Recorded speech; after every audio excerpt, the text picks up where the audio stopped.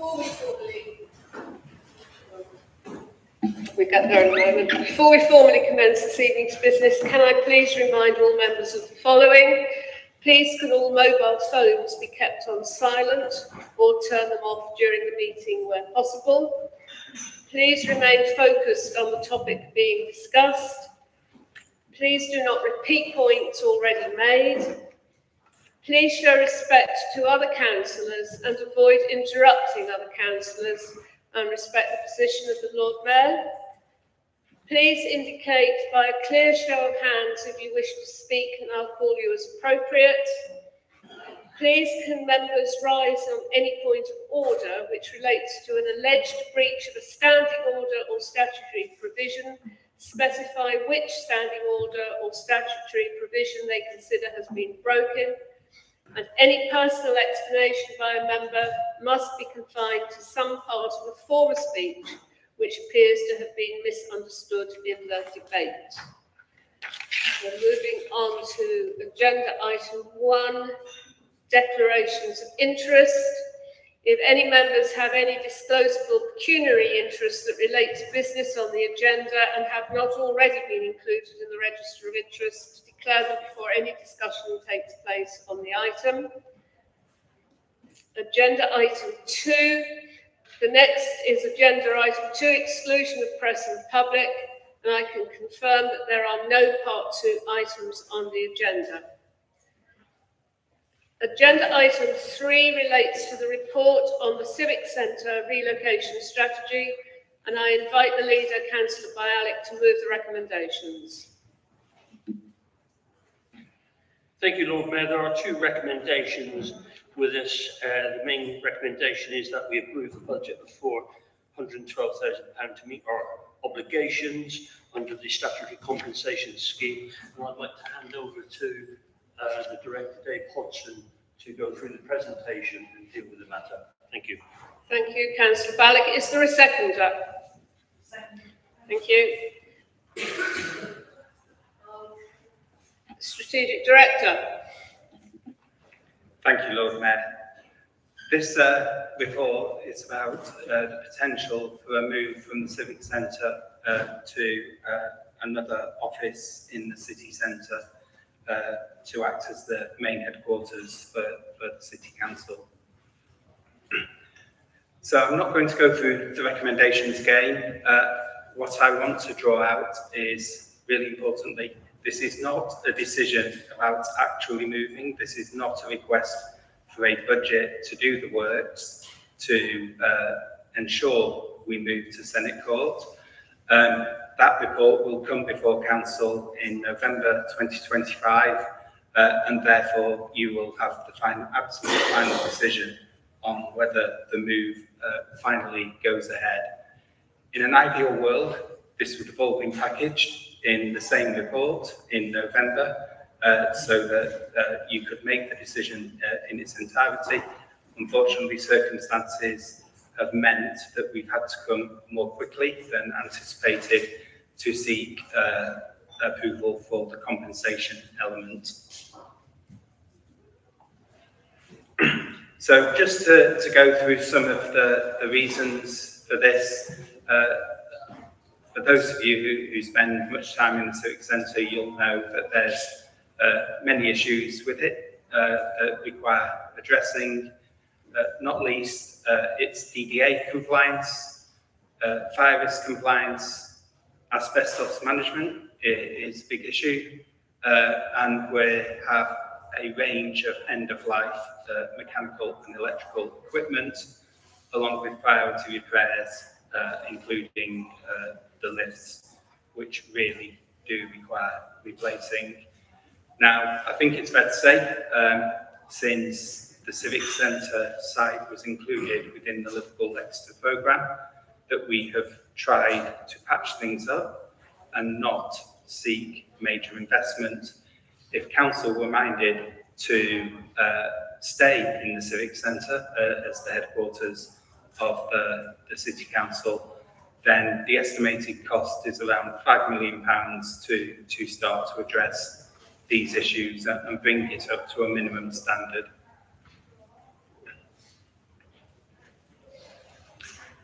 So just as a reminder, on the 15th of October 2024, Council approved a budget of £100,000 to produce a detailed costed plan to move out of the Civic Centre, and at that time the preferred option was to consider the office accommodation within the Guildhall Shopping Centre, amongst a range of other sites. So it would have been a split site proposal to councillors. In December 2024, the government then announced its intention to reorganise local government in all those areas where two-tier councils remained, and that of course includes Devon. So it was immediately clear that a 140 workstation building, which is what the Guildhall Shopping Centre offices could accommodate, would not be sufficient to future-proof a usable building in Exeter, regardless of the final decision for a unitary. There would be no unitary that could effectively run a headquarters out of a 140 workstation building. Fortunately, that announcement came before we procured the detailed costing of the Guildhall Shopping Centre, so we didn't proceed with getting that work done. And from that time, SMB has been looking at other potential options that we could pursue, that we could perhaps bring forward to councillors. So, in considering alternatives, Senate Court, which is a commercial office block in Southernhay, owned by ourselves, was identified as being close to empty, with only one tenant left in situ.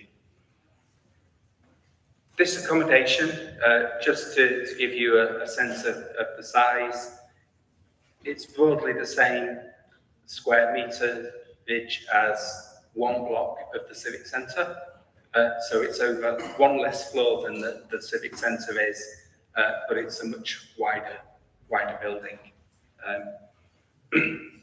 So from the work that we've done so far, we know it will fit in excess of 300 workstations, which will be much more in keeping with a potential future requirement of office accommodation for a unitary council operating and overseeing the city. So we've used the funding for the feasibility works to produce a detailed cost analysis for moving to Senate Court rather than the Guildhall offices. What I will acknowledge, although I have answered questions at briefings and at customer focused scrutiny committee in response to questions about the suitability of the Guildhall offices for a future unitary, we haven't ever formally come back to council, and I apologise for that. We really should have come back and said this is something that we're not formally pursuing.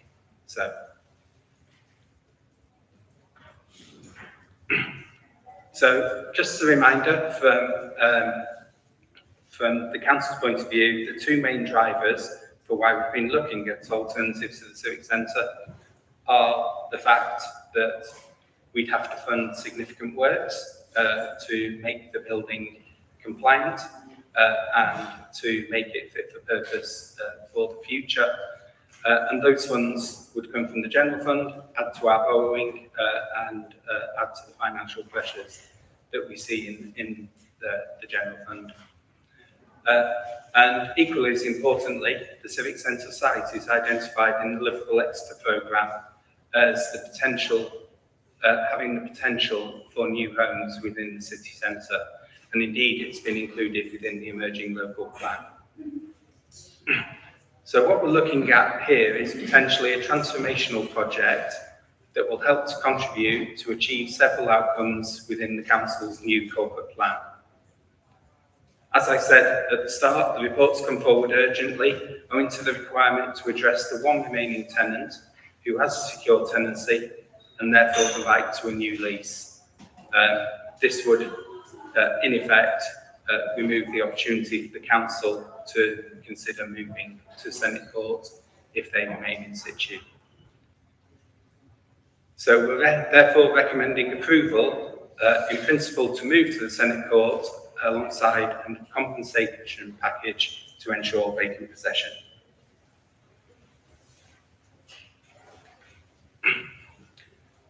So the reasons for recommending this approach. So as I said earlier, the costs of refurbishing the Civic Centre and ensuring compliance would fall on the taxpayer. It's a general fund cost. The council is able to use the Guildhall Shopping Centre surpluses to facilitate the release of the Civic Centre site for housing. And that's the really important point. We're not allowed to use the Guildhall Shopping Centre surplus to get ourselves a new headquarters. We're not allowed to use it to refurbish Senate Court because it's a commercial property. We can only use the Guildhall surpluses if it frees up the Civic Centre site for a future housing project. And that's really, really important. The building itself is entirely electrical and therefore has the ability to move towards a net zero headquarters for the city council. It does enable an underutilised but actually excellent, it was the last Grade A office accommodation that was built in Exeter about 25 years ago, alongside a second building, identical building that's next door to it. It's underutilised, it's an excellent building, and it will enable it to be used to its maximum potential at the heart of what is the city centre's office quarter, in effect.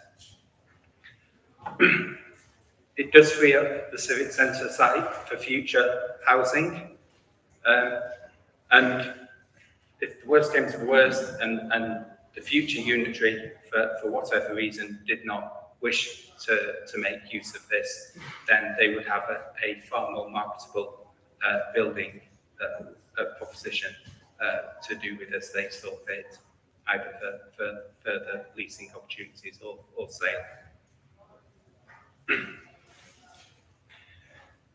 So, from a finance point of view, and what I would say, we have looked at this as a long-term plan. So, as members will note, in 2.5 years' time, it's likely Exeter City Council will not exist, and there will be a new unitary council. That new unitary council will still be serving the people of Exeter, and therefore it's important to know local government will continue, and therefore we've taken a longer term view, not just looking at the City Council on its own. So in terms of the current costs that we have, last year, so these are, this is a factual figure based on last year, the Civic Centre cost £603,000 to run. In addition, Senate Court, because it's part empty, we have holding costs as a result of that we have to pay of around £50,000. So in total, that's about £653,000 a year.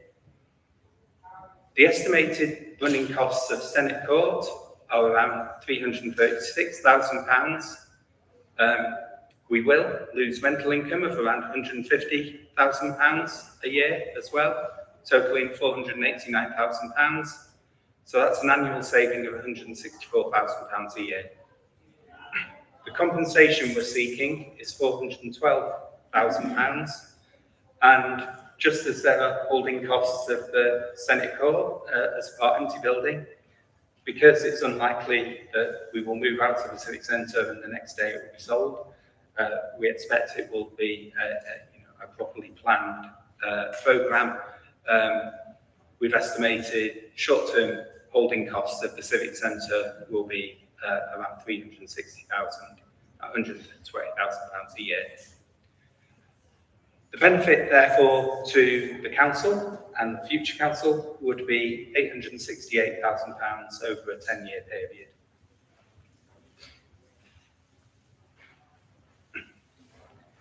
So just to highlight the capital costs, and what I would say, we're still working up the final proposal for Senate Court, and therefore this is at the top end, I believe, of what the cost will be. We know that over a range of time, we are going to have to invest in the Civic Centre to address some of the issues listed on the slide, and the estimated cost of that would be around £5 million over 3 to 5 years. We know we're living on borrowed time with some of the equipment in there, and at some point it will fail. In terms of Senate Court, what we're looking at is replacing the M&E equipment, and I'll talk about that a little bit more in the environmental case. Adaptations to create a customer service centre, committee rooms, so we can continue to operate as we do at the Civic Centre. Minor adaptations to other floors. In general, those floors are in good condition, and therefore they don't need significant works doing to them. Internal decoration where required, and any additional furniture after reusing what we can from the Civic Centre. And of course, IT, introducing server rooms so that we can fully operate. The estimated cost of that is £2.5 to £3 million. As I said, we're still working through potential for engineering to bring that down as much as we reasonably can. I think the important thing in terms of Senate Court is structurally it's sound. We don't have to do any works to the structure or the external elements, other than if we wish to put solar panels on the roof, and that's built into the cost, we will need to recover the roof to give it the longevity required for the solar panels to be beneficial. So in terms of the Guildhall Shopping Centre account, so at present we have 2.899 million within the Guildhall Shopping Centre, built up since 2022. That was when we purchased the centre, and so far notable successes that have been funded from that include statutory compensation at Mary Arches and the costs of delivering the sale of Mary Arches, alongside supporting Clifton Hill in moving to a position of being sold subject to planning. Alongside, we try to do what's called landlords' contributions to fit outs within the Guildhall Shopping Centre itself. So although council have given us a budget of £10 million to support investment in the Guildhall Shopping Centre, thus far we've not had to borrow to fund any of the investments within the shopping centre itself. It's been self-financing from the centre. In terms of opportunity costs, so Guildhall income can be used for projects to deliver new housing, general fund, not HRA, before people hope it could be used for some of our housing projects. It's general fund, so it's freeing it up to sell for housing. Projects linked to significant regeneration, so if there was a new shopping centre designed or in the plans, it could potentially be used for that. And investment in Guildhall itself. In terms of delivering new housing, we've actually delivered the main sites that were required early. So Mary Arches, Clifton Hill have now moved to a stage where they've been fully funded from our point of view. There is potential, so looking forward, the Civic Centre, the City Point site itself will be an opportunity for the council, which we may be able to support with funding from the Guildhall Shopping Centre. And the shopping centre itself, so potential for investment in solar panels on the car park, solar panels on the roof of the Guildhall Shopping Centre, although that will need some significant work done to the roof to enable it to take solar panels. So there's things that we're looking forward to in the future that are potential for this source of income.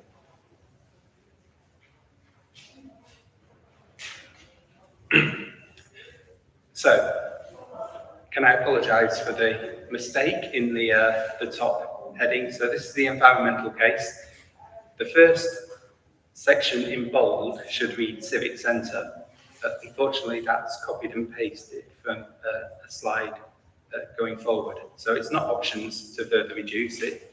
This is a statement of the Civic Centre's environmental position. So currently rated EPC C with a score of 74. As everyone knows, it has gas boilers, fairly low energy efficiency and insulation. However, it does have solar panels providing a contribution to our electricity use on the roof. Senate Court itself is entirely electrical, no gas boilers, substantially lower carbon emissions than the Civic Centre. So Civic Centre currently uses 208 tonnes of CO2, or emits 208 tonnes of CO2. Senate Court, as it currently stands, emits 131 tonnes of CO2. Its EPC rating is C as well, 66, so lower than the Civic Centre. However, it's anticipated to move to B post-refurbishment, and the reason for that is that the M&E, all the airflow, air conditioning, heating system does require replacing at Senate Court. It's 25 years old, and technology now is modern, game changer compared to what was implemented back there, and that will substantially impact on the EPC rating and therefore the greenhouse gas emissions. And of course, we're proposing, if we did go ahead, to put solar panels on top of Senate Court, and it's anticipated they would deliver 25% of the energy usage of the office block. And then talking to the net zero team about potential options to further reduce greenhouse gas, we could buy 100% green energy tariff. We already do that, so we have 100% green energy tariff where we currently are. There could be an opportunity to look at a solar array on Magdalen Road car park, so similar to the ones that were on Mary Arches and on John Lewis, where you cover the car park spaces, still leave them operational, but have solar panels and then install a private wire to Senate Court. And then also the potential for a climate control heating system. Those aren't built into the cost of moving to Senate Court, but as members are aware, we've done a number of business cases for solar panels in the past based on borrowing, and generally they have been beneficial to the council. So accessibility. So the Civic Centre has very limited access to disabled toilets. In phase 2, there is one disabled toilet. It's in the public-facing customer service centre. There's only a single lift in each building, and as members will be well aware, they have a tendency to break and be out of action for some time. And the only flat access into the customer service centre is via the customer service centre, which at present closes at 2 p.m. So Senate Court has disabled toilets on each floor. They will be modified, that's built into the proposal. There are 2 lifts serving the single building, and there's flat access via the main entrance.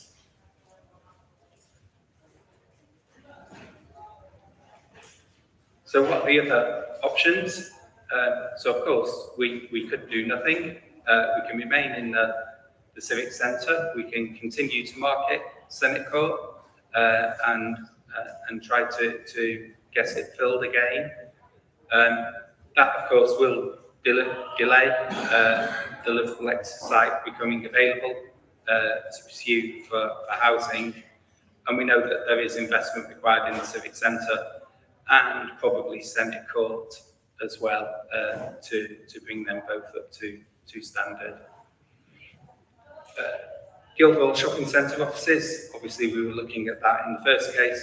It has been discounted as too small for a future unitary council.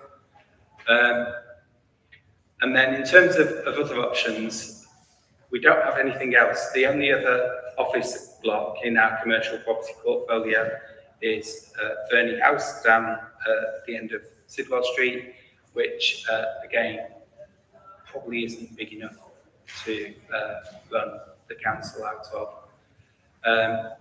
When we were looking at this option originally, so in the work that came to the proposal for the Guildhall Shopping Centre offices, we did look at the options of renting and also purchasing another commercial property, and they were discounted. I mean, clearly, owning the property already is cheaper than renting or purchasing another property would ever be.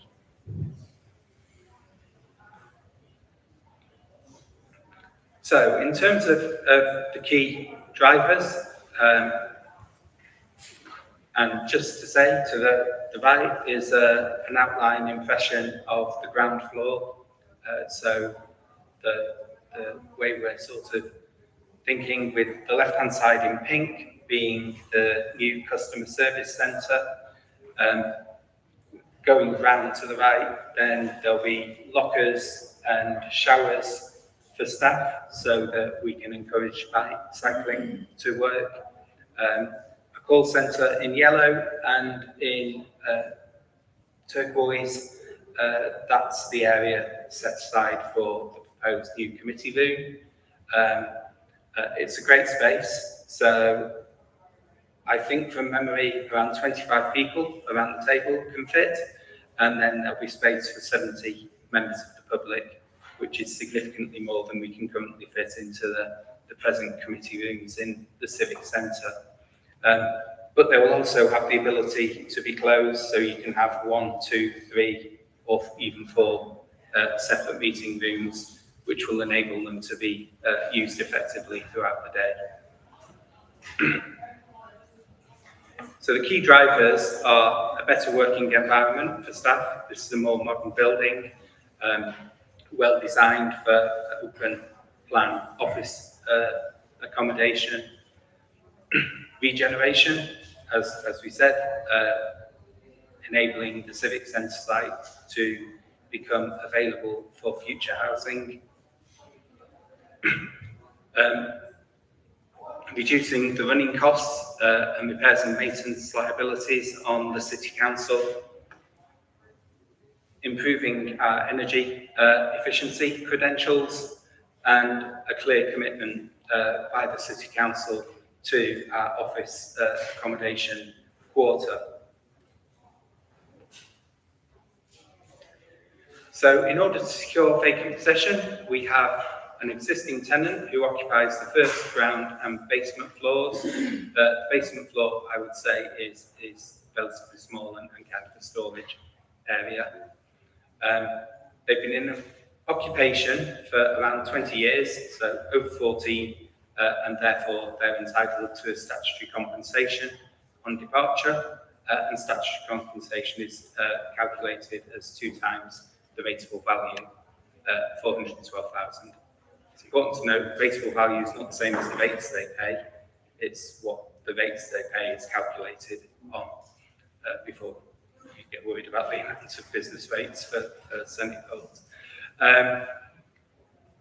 So we have an in-principle agreement with the tenant to vacate in July 2026, which would then enable us to do the works and look to move in early 2027. The transaction has come forward in advance of the report as they've secured potential alternative accommodation if they can't stay where they are, but the landlord is still marketing that property, and therefore to give them certainty, they have asked for a firm decision one way or the other in terms of compensation. So in terms of what we're doing, and as I mentioned earlier, so I should say, in terms of the amount that's been spent, it's less than £50,000. But from that, we have a professional team, architects and M&E specialists designing a potential solution at Centre Court. So it's an advanced stage, and we expect to come in November 2025 with a final decision for council as to whether they wish to sanction the move or not. And as stated, an indicative capital cost likely to be between £2.5 to £3 million, although we are working hard to bring that down as much as we can. And as stated, it's anticipated the full costs. As you can see, we already have the funds available in order to deliver this plus the compensation package in the Guildhall income surplus. I'm happy to take any questions. I'd just like to introduce Ben Coleman, who's our Head of Commercial Assets. So if you have any questions about leases and secure tenancies, etc., I'll be asking Ben to field those. Thank you. Thank you, Dave. We'll now take questions for clarification from members before we move to debate. And just to remind members, this is the only part of the meeting where questions can be asked of the Director. So I will take them in groups of 3 to help. So I've seen Councillor Hughes, Councillor Darling and Councillor Parkhouse first.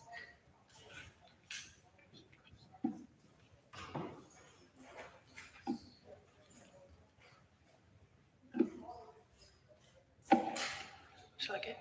Yeah. Thank you, Lord Mayor. My question relates to page 10 of the report, where we're looking at the financial case and the benefit to the council over 10 years.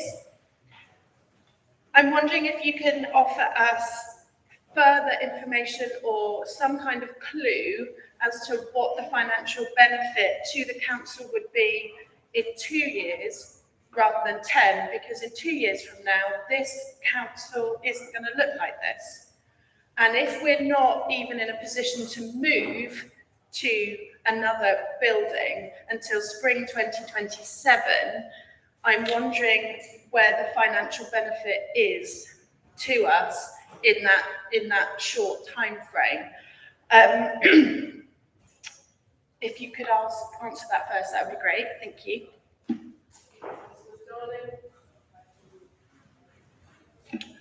Hi, thank you, Lord Mayor. Given the cost of compensation, which is quite significant, and also the tendency for hybrid working, I was wondering whether the council had considered co-sharing the Senate Court building with the current tenant, and if they had, what the outcome of that consideration was, please. And Councillor Parker. Thank you, Lord Mayor. I was just wondering, based on slide 5, about where it says that you'll fit in excess of 300 workstations. That doesn't seem like very much in terms of if we're forming a unitary with thousands of employees. Obviously, not all of them will be office-based, but I'm wondering whether there's been much thinking about whether that's actually going to accommodate enough people. Thank you. We'll take answers to those 3. Thank you. Councillor Hughes, so the financial payback's around 3 years. So in 2 years, 164,000 times 2 is 328,000. So you're absolutely right, it won't pay back within 2 years. What we're doing is there will be a local authority that is responsible for providing services to the people of Exeter, and therefore it's still appropriate to take a longer term view.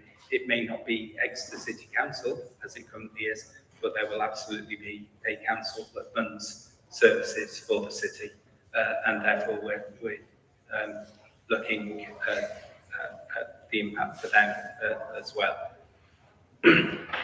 Councillor Darling, in terms of have we considered co-sharing?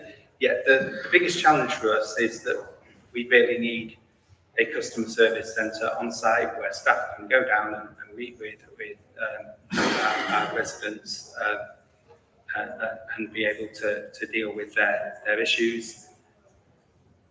The current tenant occupies the ground floor, and it would be less favourable to have committee rooms and customer service centre above the ground floor. So we have absolutely considered that as a potential, but it's not an ideal solution for the council. And Councillor Parkhouse, you're right, there will be thousands of employees, but the vast majority will be in buildings that they occupy, so schools and care homes, etc. There will be an increase in the number of staff, absolutely. It's envisaged that hybrid working will continue to be a thing, but you're absolutely right, we have to accommodate social care workers, etc., to ensure that they have suitable space as well, and therefore we're looking to make sure that this will be big enough for them. Councillor Cookson, then Councillor Vizard, then Councillor Rees.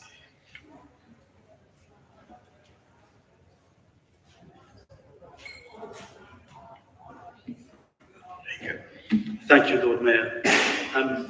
Before I bought my house and before I rented a flat, I had a walk round and I looked at it myself. Would it be possible to organise a tour to enable councillors to have a look at the proposed Senate building? Thank you.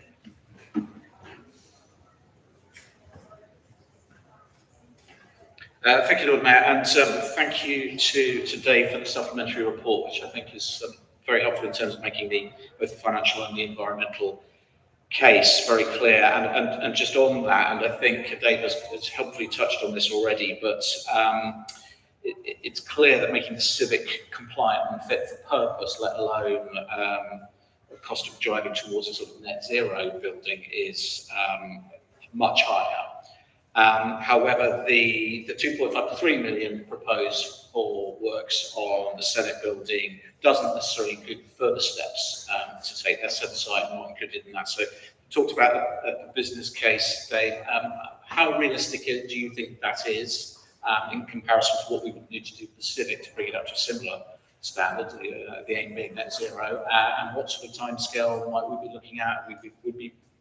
Would we be relying on funding from central government, or is there a potential, in your view, of a business case that could come forward fairly swiftly? Thank you.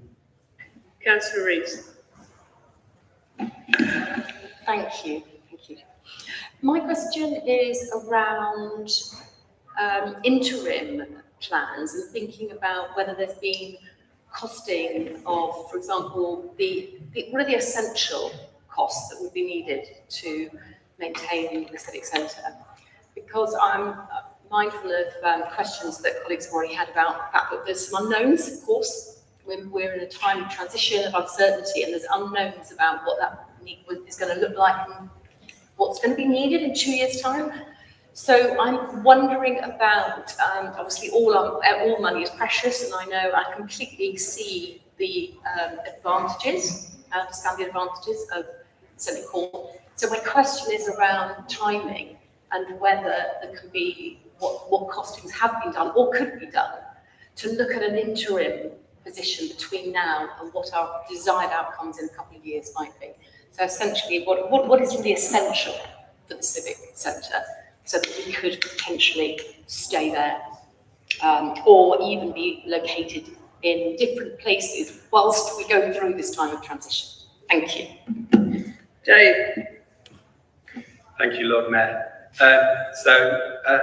I will hand over to Ben. We'll just check with Ben. Can we organise a talk? Yeah. So absolutely, we can get a talk at the Senate Court. Probably can't get into the ground floor at the moment. We weren't able to when we looked around. Yeah, that's absolutely no problem. In terms of Councillor Vizard, what I would say is we will be significantly closer in Senate Court than we are now. We've got a number of business cases that have recently been to SMB around solar panels that we're currently working through to check viability. Obviously, interest rates are at a different point to where they were when we did our host of solar panels. But I would say it's not looking completely unviable at all. So certainly in terms of potential for looking at additional solar, there's potential opportunity there for us. But if we did choose to move to Senate Court, we'll be substantially lower on our greenhouse gases in any case. And in terms of essential costs of staying in the Civic Centre, I think, to be fair, I probably need the other property team to say what's absolutely essential. They will have, from the condition survey, what that needs to be done. As I said, at this moment in time, we've had a number of years where we've not been investing, and we've seen with the lifts that they fail regularly. We could continue to carry on like that, knowing that we have challenges. We have staff that can't get to their offices when the lift is out and they have to work elsewhere. But we can certainly provide what the absolute essential. I think the 5 million is close to that. We really need to start doing some work. If that's going to be the long-term future of the City Council, we really do need to start making inroads into that list of issues. I think that's... Right, Councillor Palmer, Councillor Moore, Councillor Wood. I've seen other hands as well. Next hand. Thanks. So I just had a question actually about the sort of marketability of the site if we didn't need it anymore. So I think what I heard on Tuesday was that understandably there are challenges in the rental market at the moment. You know, COVID's dramatically changed how everybody works and we're struggling to lease parts of the building at the moment. And again, I think I share Councillor Parkhouse's view perhaps that, you know, hopefully we will get, you know, our desired unitary, and actually we're going to need to expand quite quickly. That building's not going to be suitable.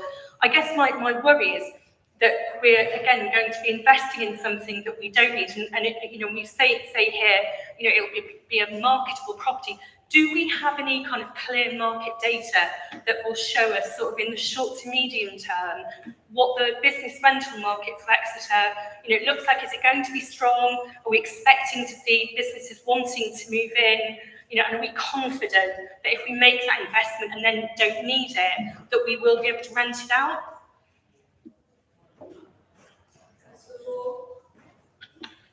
Thank you, Lord Mayor. Just in terms of the costs of the exercise, we talk about the compensation to the current tenant of Senate Court, but we also have tenants in the current Civic Centre.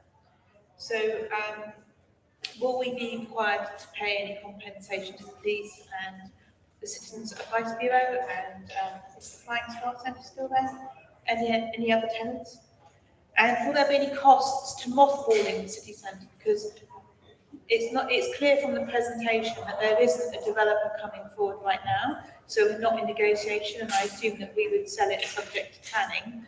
So, you know, have there been any discussions with the developer, and are we expecting to be sitting on a mothballed building that will have to be kept secure and safe while it's mothballed? Councillor Wood. Thank you, Lord Mayor. I think it's safe to say that obviously office accommodation market is in flux. And this would obviously represent us expressing our support and our investment into sustaining what is a premium office environment. So I completely get that. And I think we have a responsibility as a council to establish a strong and sustainable base for whatever council supersedes us. So I think that is an important point. So my question is, clearly we've looked at our own portfolio of properties when we've been looking at where we can move. And I think in terms of both short and long-term financial costs, that's clear. But those who may be following this meeting might have their own ideas as to what may or may not make a good base for a new unitary council. So I want you to just explain some of the additional costs that would be involved if we didn't look at stuff we already own. Dave.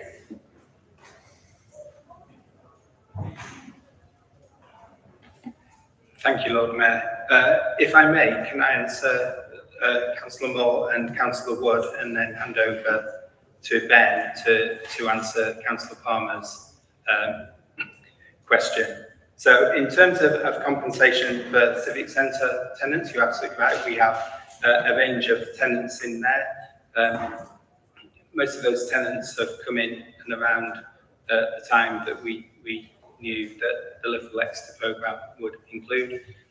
So the vast majority are on rolling breaks in their tenancy, and therefore there will be no compensation required to them. The one tenant is the Children's Centre, operated by Devon County Council within phase 3 of the Civic Centre block. They have a longer term lease, and therefore there may be negotiations required with them around the end of their lease. What I would say, and I think this is really important because you've mentioned that there isn't a developer immediately. We haven't started conversations with the developer. We have not developed those plans. Absolutely wouldn't do that until we had the go-ahead from council to consider moving. So therefore, we're expecting at least 3 years. There's no rush for the tenants to move out. This is about the council moving on a specific date. The tenants can remain in situ until such point as the council required vacant possession because it had entered an agreement to sell.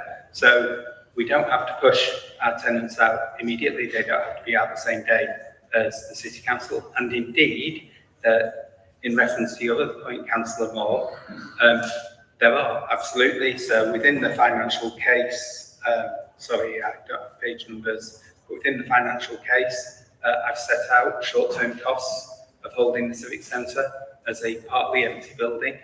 Indeed, having the tenants in there benefits the council because it reduces those holding costs through the rental income that's provided by those tenants.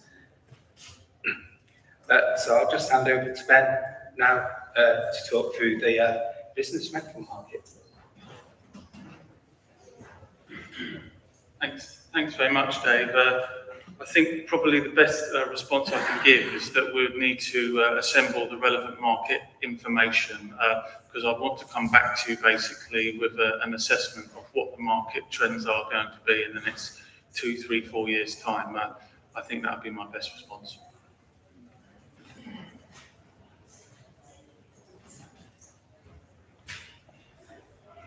I think it's fair to say we know at the moment it's not strong. Otherwise, we'd have a fully occupied building and not be here discussing the possibility. Councillor Reid, Councillor Wright and Councillor Williams. Thank you, Lord Mayor. Yeah, great. Thank you so much, Dave, for all of that. I think that I've got a couple of questions about timing, because as you just said, there's no rush for the tenant to move out, but I think I sense a lot of disquiet here that we've been put in a position of quite a lot of rush. And Councillor Cookson's question about due diligence before you buy your own house, and your response that yes, we can have a tour. But what we're all wanting is that information before we have to make a decision.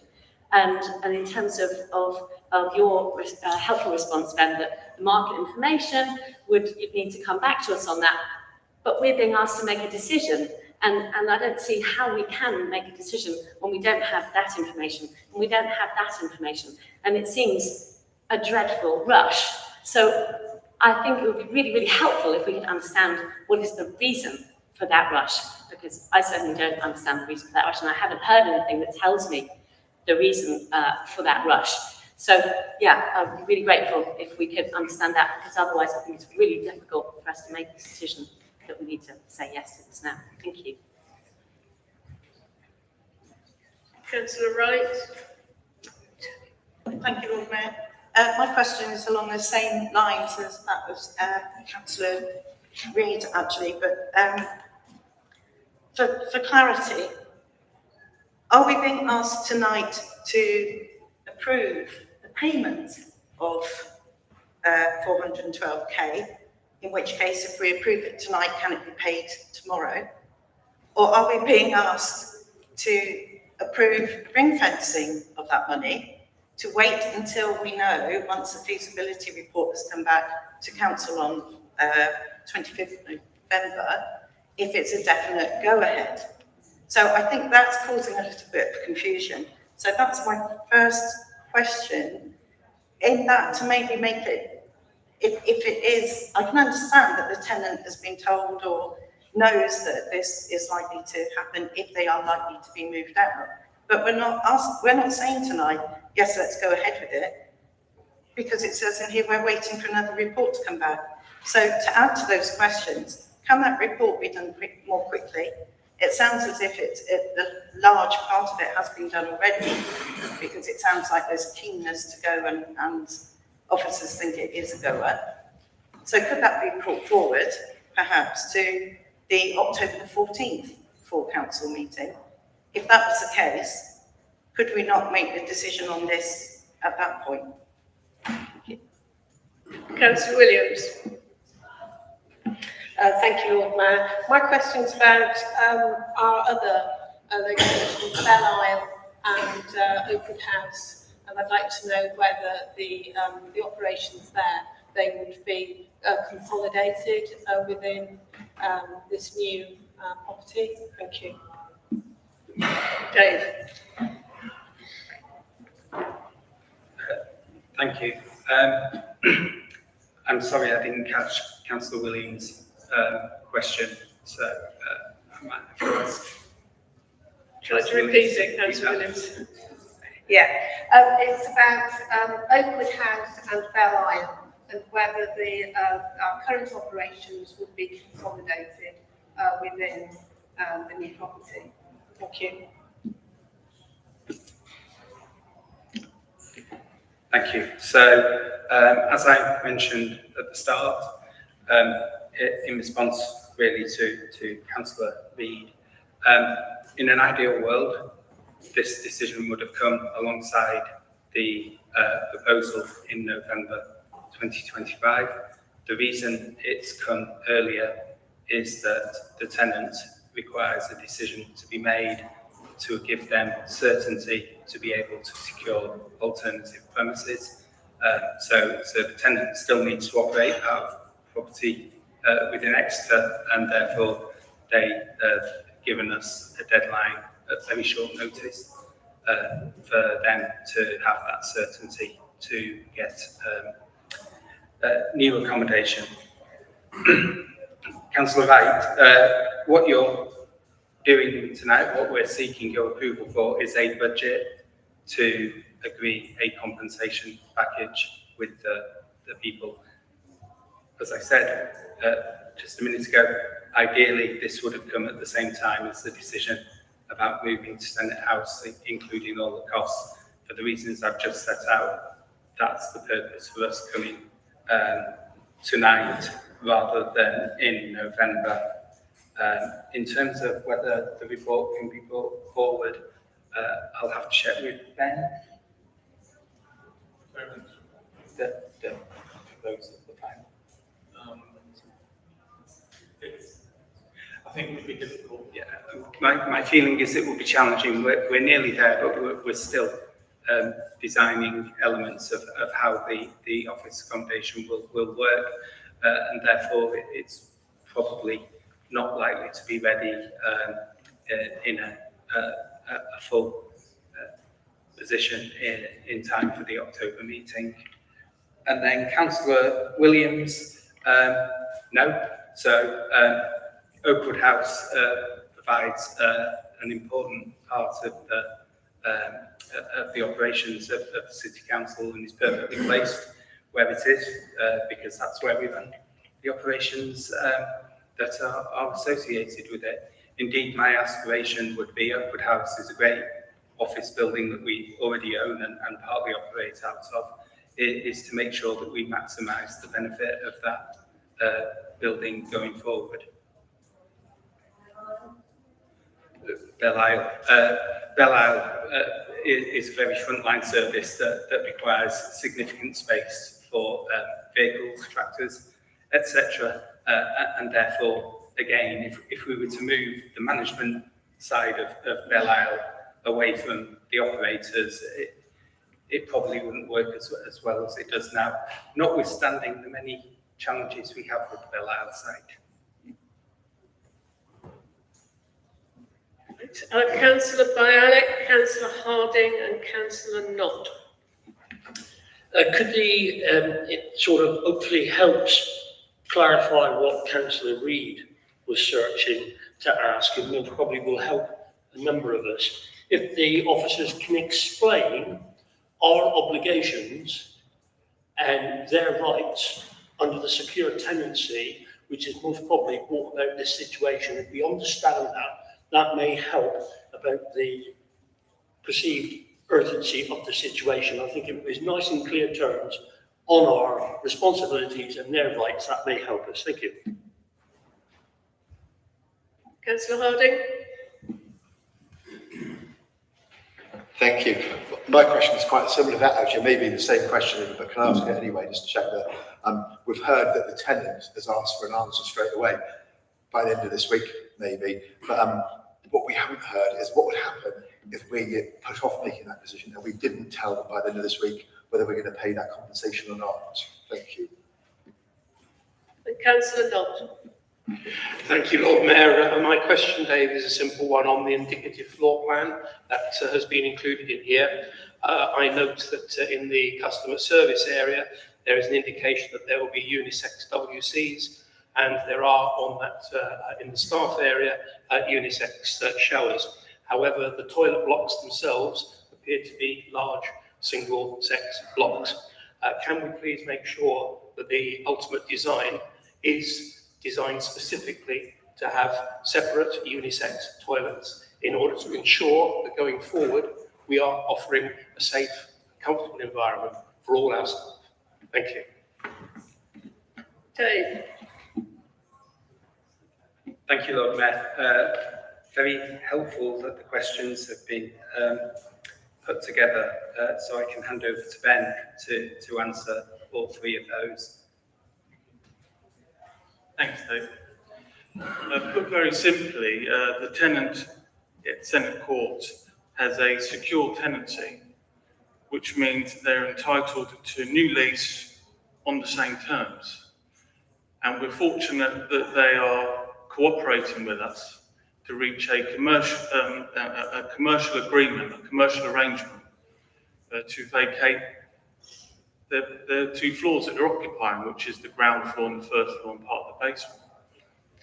In the event that they decided to withdraw from those negotiations, then they have the right to apply to the court to agree new terms for a new tenancy to enable them to continue their occupation either on both floors, the ground and the first, or on the ground floor, which is their preference. But that would be up to the court to decide whether they continue on both floors or just the ground floor.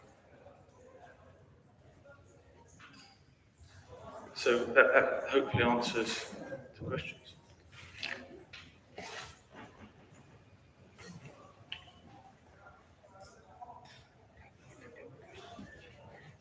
So I think that answers Councillor Bialik's and Councillor Harding.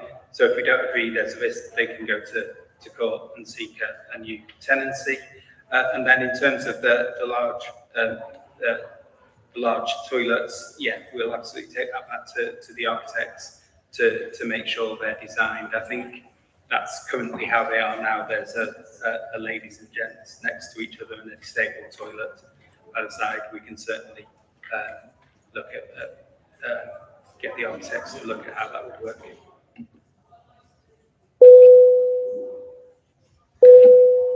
Interesting. I have two more hands, Councillor Ralston and then Councillor Kevin Mitchell.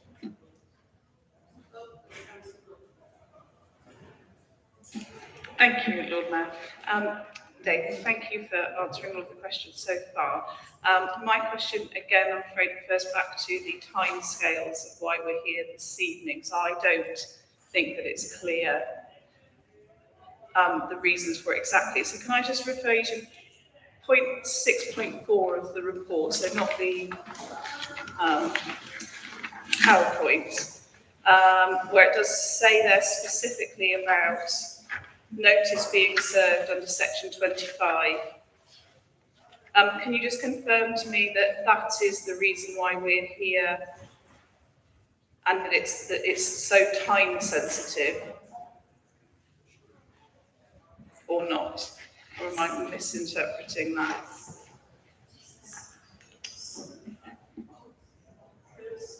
Councillor Kevin Mitchell and then Councillor Michael Mitchell.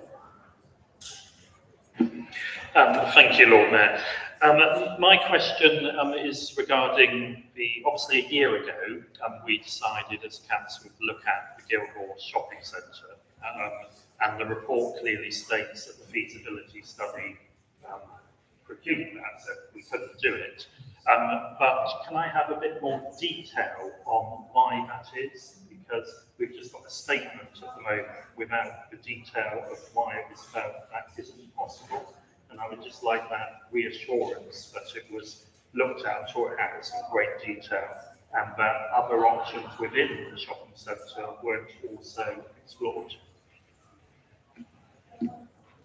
Councillor Michael Mitchell. Thank you, Lord Mayor. I'll try to find a question that nobody's yet asked. In relation to the proposed new centre that we're taking on, we've talked about the spending of approximately £3 million, plus we've got the solar panels on top of that. And you then mentioned if it became surplus to requirements, we've got an enhanced building there that is either saleable or rentable or whatever the new local authority wishes to do with it. Could you please explain to us what the current value of that building is? Because I'd like to know in relation to adding £3 million cost on it, what is the likelihood that we'll get any return on that investment? And secondly, can you tell us what debt is outstanding currently on that building? Because there is a loan against it. You still know what figures we're talking about there in relation to its current valuation. That's on that building. If I take the Guildhall funds that you showed us, can you assure us that in the finances of the Guildhall are separate accounts kept for maintenance, repair and improvement to that centre, separate from the regeneration fund? In other words, there will not be a call upon funds at a later stage that we've taken out in order to do any work that might be called for on the Guildhall. Lastly, in regard to the civic centre, current civic centre, is it likely that that is going to can remain functioning until 27, 28? Is there any reason why it will not be functioning as a civic centre until that time that the new council comes into force? Dave. Thank you, Lord Mayor. So, Councillor Ralston, in terms of timescales, so the notice being served under section 25, that relates to when there's a secure tenant, the landlord can serve notice under section 25, which then starts the process off. Unfortunately, given where we are now, that notice was served on the tenant prior to us looking at the Senate Court as a potential option for the City Council. So that started the ball rolling a good 15, 18 months ago. when our managing agent on our behalf served the Section 25 notice on the tenant. The reason that it's rushed now is the fact that because they're negotiating with us, because they're trying to support this opportunity, they have secured or identified suitable alternative premises if they're forced to leave or choose to leave. But they need a decision so that they can then commit to the new premises, which are still being marketed by that landlord. They're not our premises, so we did offer them alternatives, potential to look at the Guildhall Shopping Centre offices. They declined those. So it's not us who's the landlord where they're proposing to move. In terms of why is Guildhall not possible, Councillor Mitchell, put simply, so we didn't procure the detailed costed plan. What we had got was an outline design of how many workstations it would fit. It would only fit 140. That would be manageable with other sites for the City Council as it currently stands, but it would be absolutely too small for a future unitary. So that's why it's been discounted.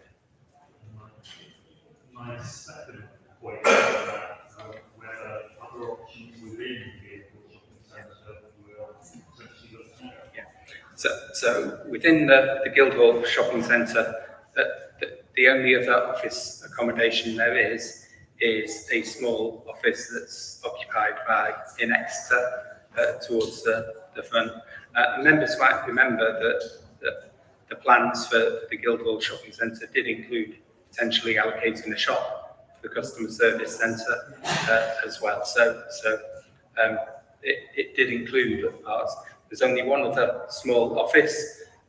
Prior to our owning the Guildhall Shopping Centre, all the rest of the accommodation has been converted into flats.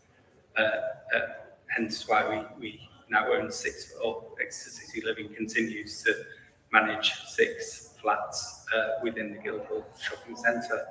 And then Councillor Mitchell, I'm afraid I don't have the value of the Senate Court with me. I don't know what the current value of that is. In terms of the debt outstanding, that's around 7.7 million left of the cost of the debt that was taken on to purchase it. And in terms of Guildhall, yeah, so we have a managing agent that manages the Guildhall Shopping Centre on our behalf, and they run and maintain the repairs and maintenance on our behalf. And then the income we get is post the repairs and maintenance. What I would say, if there's a substantial requirement at some point in the future, they may well come to speak to the council about the potential for that, but generally they run it. As you're aware, it's also occupied by a whole range of tenants who also contribute as part of their service charge towards that type of thing as well. And in terms of the Civic Centre, will it survive till 27-28? My gut feeling is yes, it would survive. We may have to spend more money patching up things and potentially invest in it, but I don't envisage it will fall down in the next 2 years. Touch wood. I have one more hand indicating a question. I've got this to the director, Councillor Snow. Does anyone else have a question to Dave Hodgson? No, Councillor Snow, you're the last, and then Councillor Moore. I understand you have a question to the legal officer. Thank you, Lord Mayor. Yes, it may be me, I've missed something, but I'd just like to know, why did the managing agent serve notice 18 months ago? why was it there, please?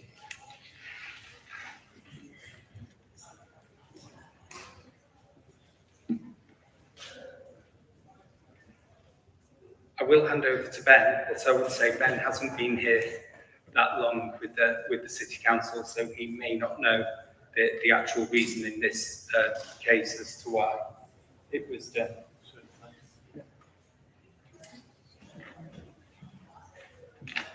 My understanding is that we served the notice at the earliest opportunity. The maximum period you can serve out is 12 months before the tenant's lease comes to an end, and the existing tenant's lease expired in March 25.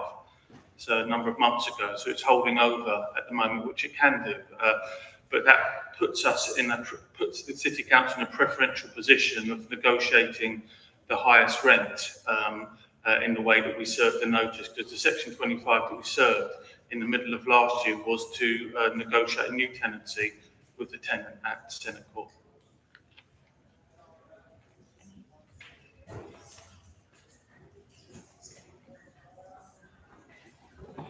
Thank you. Councillor Moore, you have a question to the legal officer? Thank you, Lord Mayor. Found section 5 of the report, which says that the use of these funds is considered as an appropriate use. So we've heard about how this money is basically going to be refurbishing Senate Court. We have heard that we haven't got a developer coming forward and no work has been done on the civic side. So I just wanted to... Councillor Moore, can I just, sorry to stop you, but I'm getting some hands to ears at the back of the room, they can't hear you. Oh, sorry, I'm so sorry. So I'm just asking about section 5, and the section 151 officer says that the use of the Guildhall surplus funds is an appropriate use, because those are quite ring fenced. But we've heard that the money will basically be in refurbishing Senate Court. We haven't got a potential developer, no work has been done to bring forward the civic site for ready for development and regeneration, which is the purpose of the Guildhall funds. So just in terms of that phrase, appropriate use, have we checked with government and have they confirmed that they are comfortable in writing with this decision? Because at the minute it seems a bit tenuous.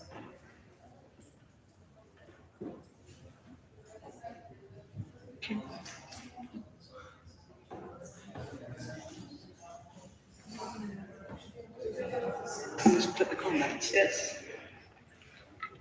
I think so.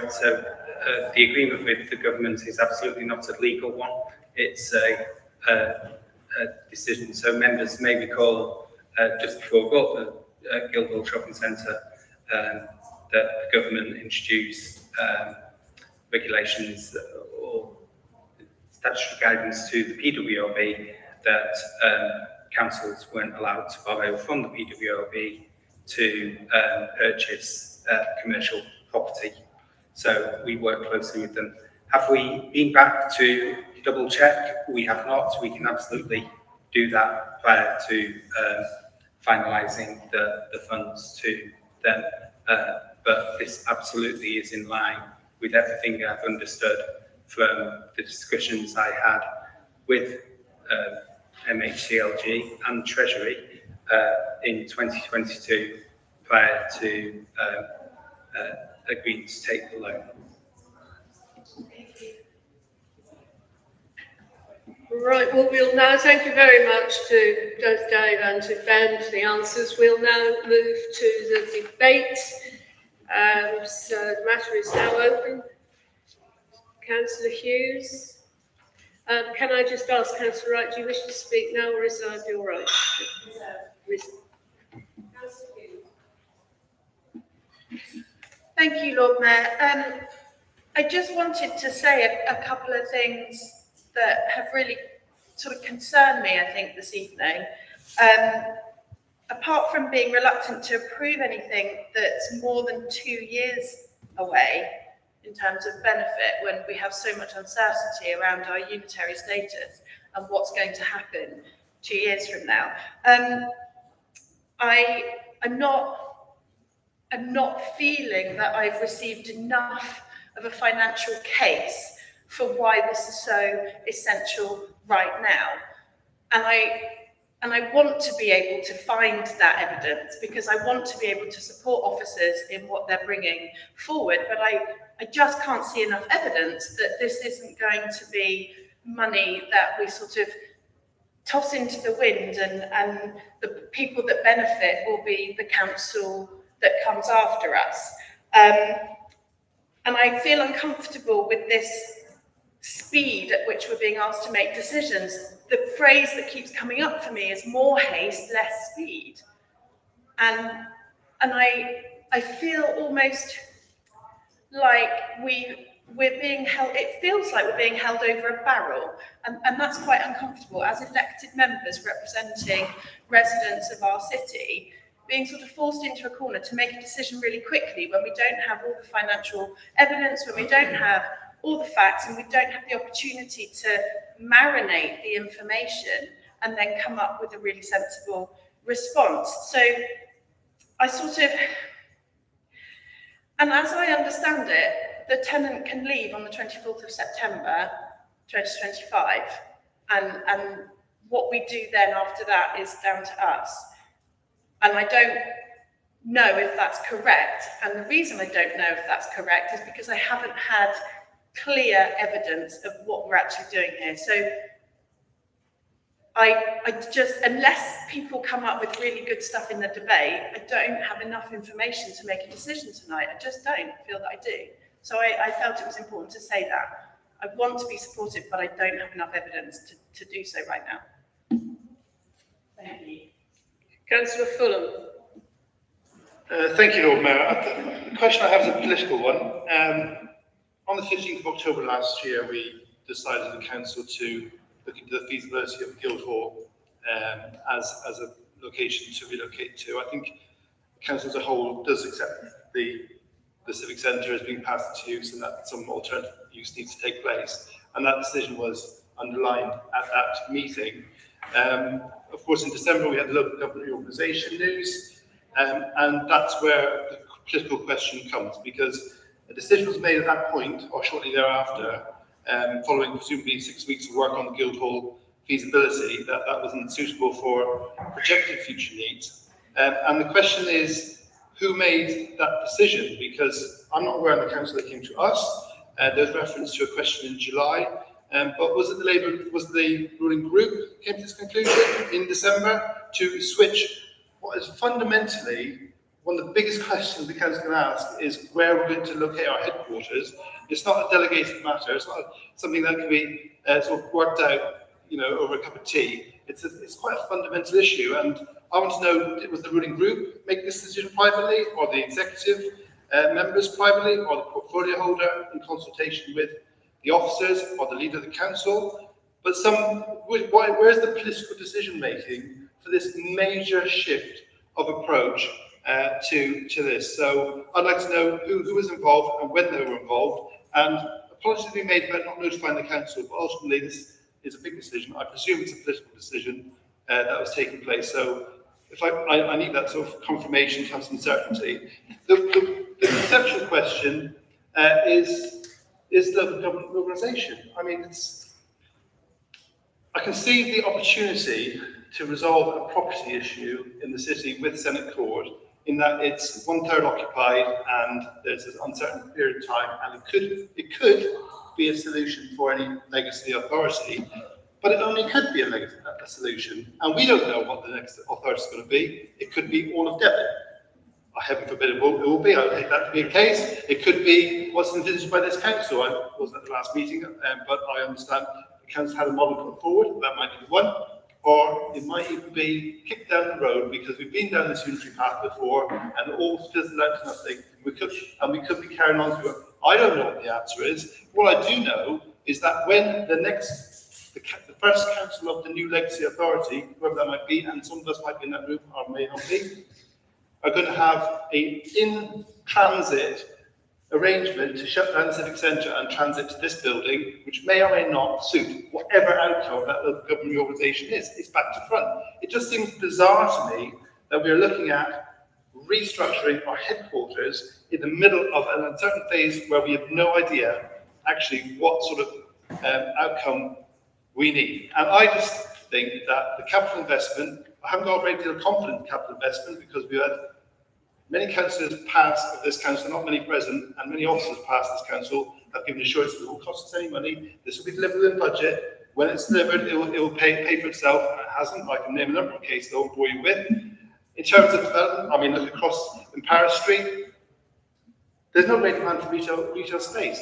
And the argument is, we need to sell this, and we will have a marketable building in the worst case scenario. The question I have in my mind is, can we use Guildhall funds if it doesn't release the Civic Centre? Because if we sell the Civic Court, then it won't have fulfilled its purpose of releasing the Civic Centre.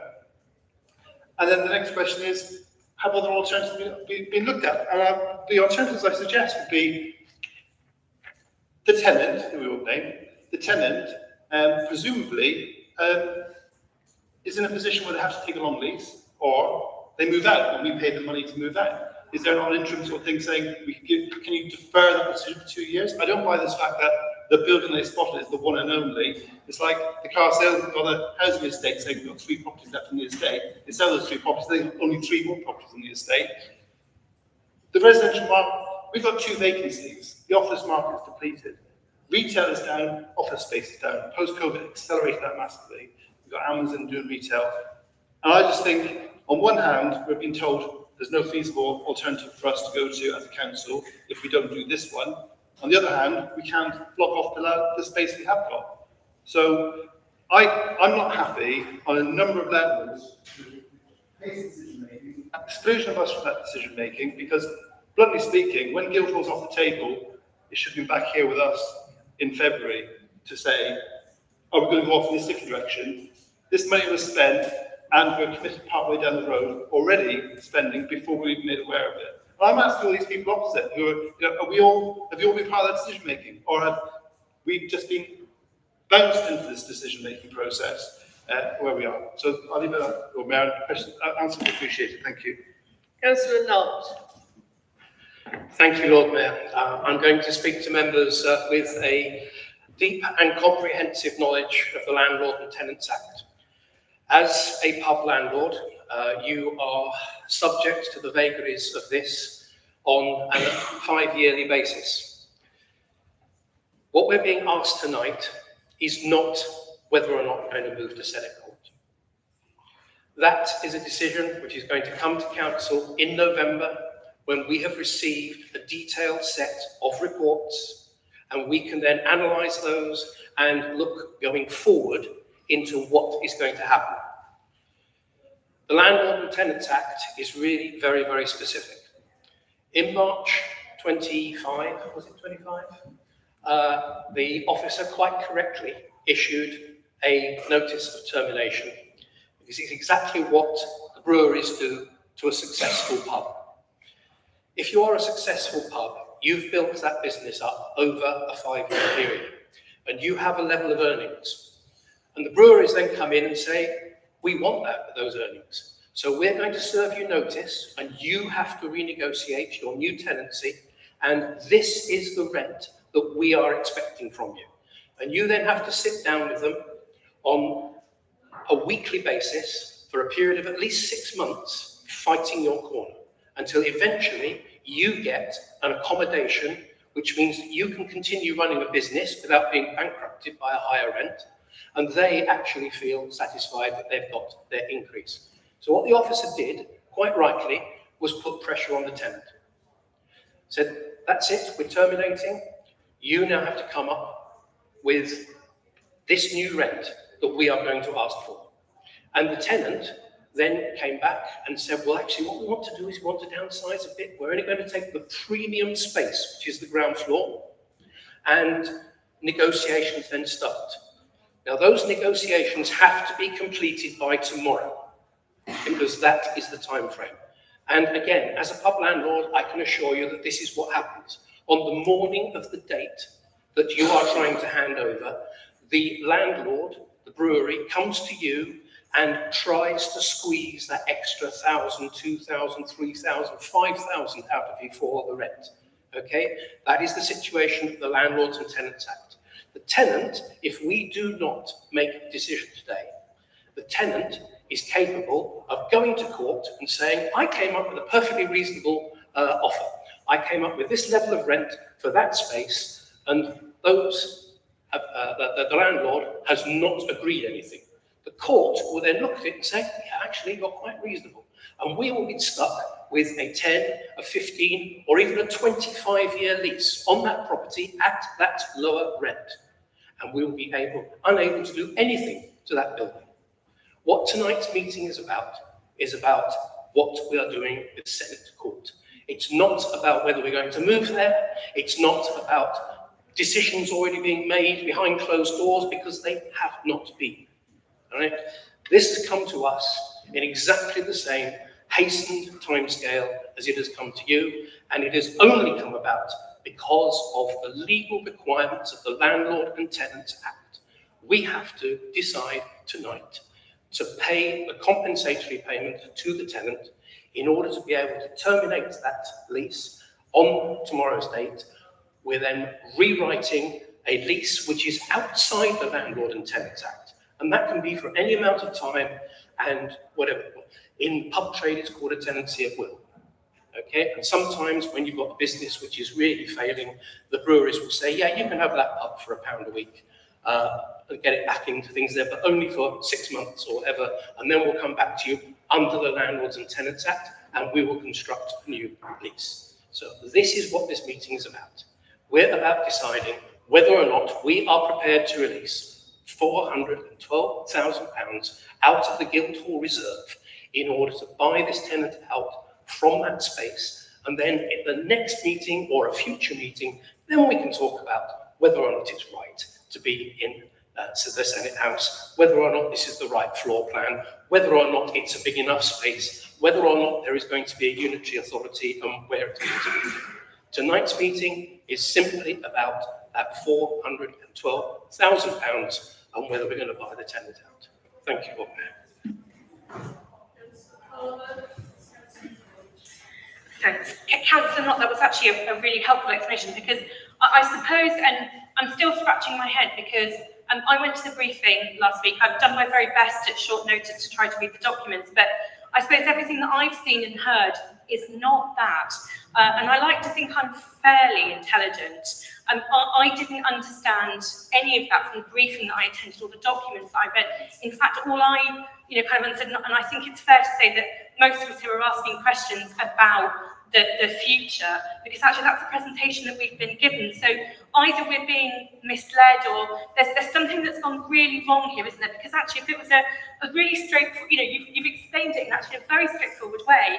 I personally don't feel that that's what I've been asked here for this evening. I have to be just really honest, and maybe that's just a misunderstanding of how things have been positioned. I don't think that's why I've been asked here. And I do think there is a really important question to be answered around, just quite simply, why didn't we know that the Guildhall wasn't suitable? We could have had such a different conversation much earlier, actually, about this building and about the things that you've raised, Councillor Knott, in terms of the fact that we needed to understand that this decision needs to be made and that there's a reason it needs to be made. I think we're all sitting here kind of feeling a little confused, and I'm certainly not feeling particularly trusting of what should be actually a fairly straightforward decision, right? And that you're right, we should come back later on and actually then agree whether this is the right building, whether it's fit for the future or not. But right now, what I feel is that I don't want to be supporting something,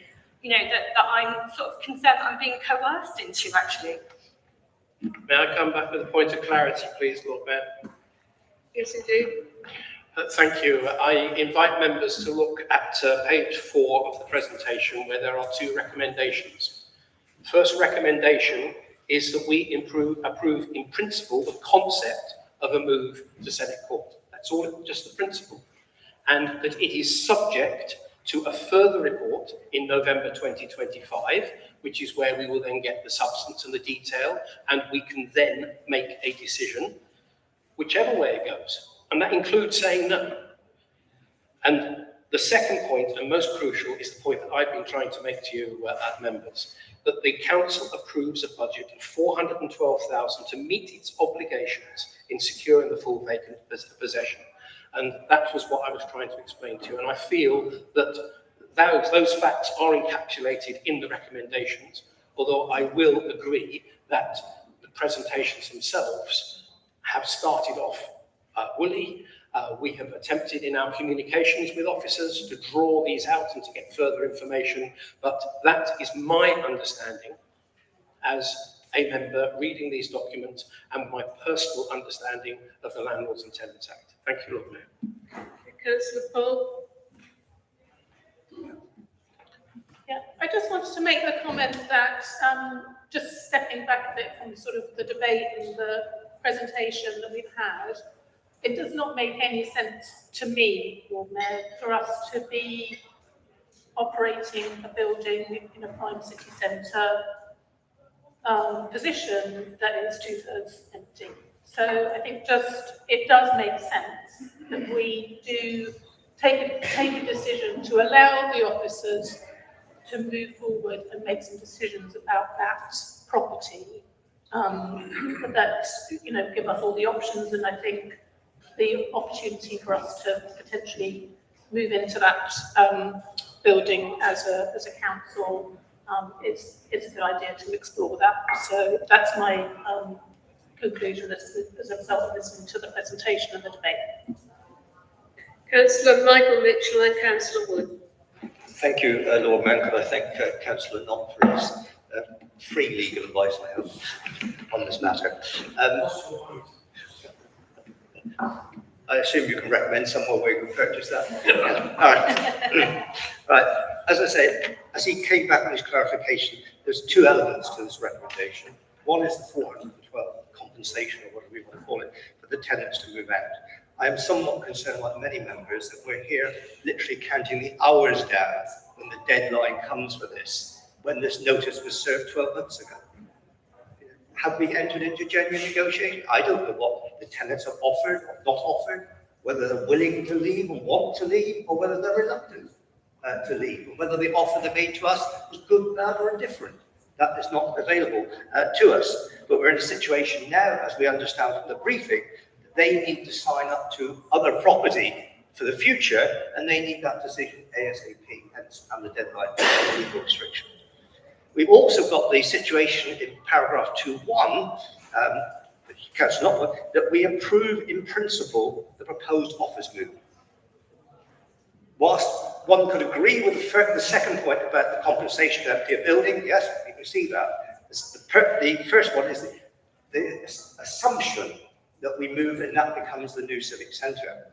And I know why it's been worded in that way, because I assume that's the only way we can latch onto the 412,000 out of the regeneration fund instead of coming out of the council's property assets fund and be paid. Because I'm assuming, you know, in the years I've been on council, we've never come back and had this situation with any other building or property managed or owned by us.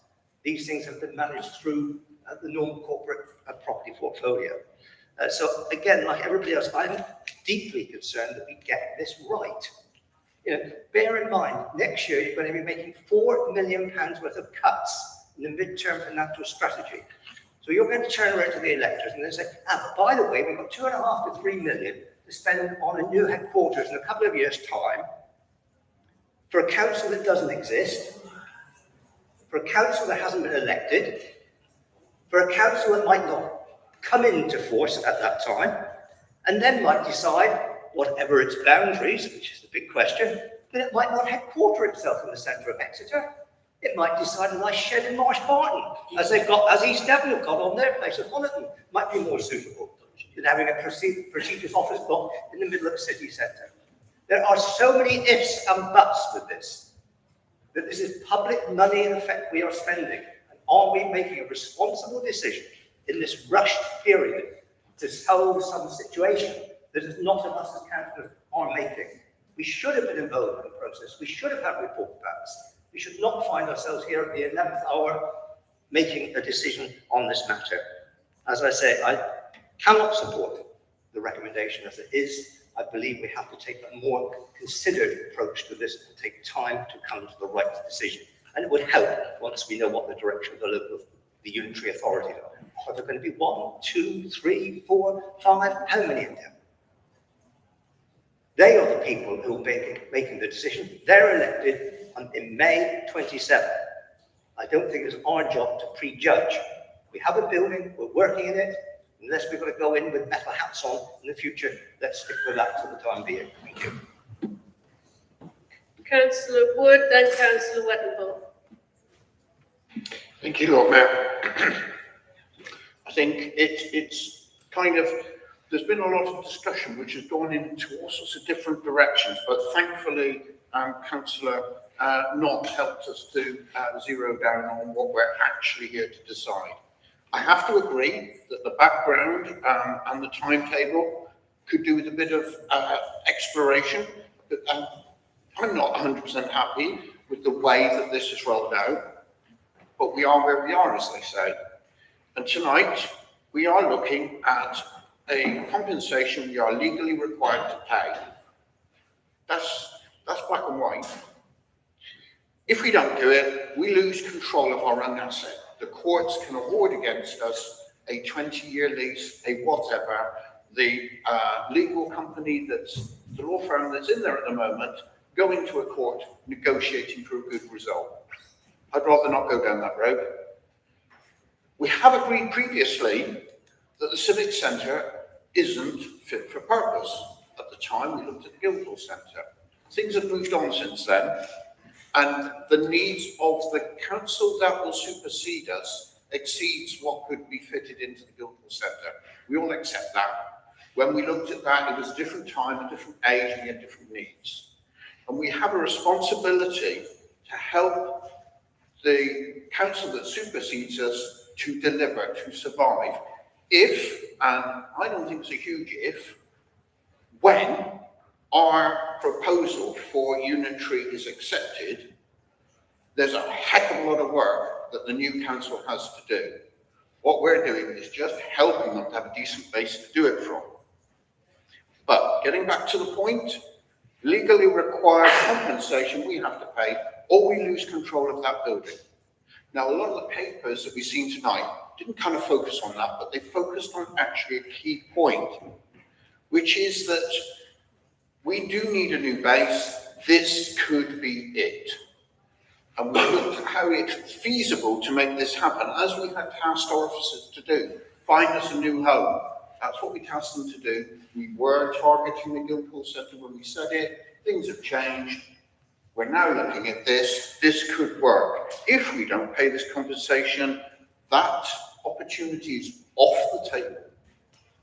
So if it's possible to work in there, it sounds from what Dave has presented that it is a runner. And if we want to set up the council that supersedes us with a good base to work from, then we need to do what we can to make that happen. If we don't pay the compensation we're legally required to pay, we lose control of the asset, and that is unacceptable to me. Thank you. Councillor Wettenbull.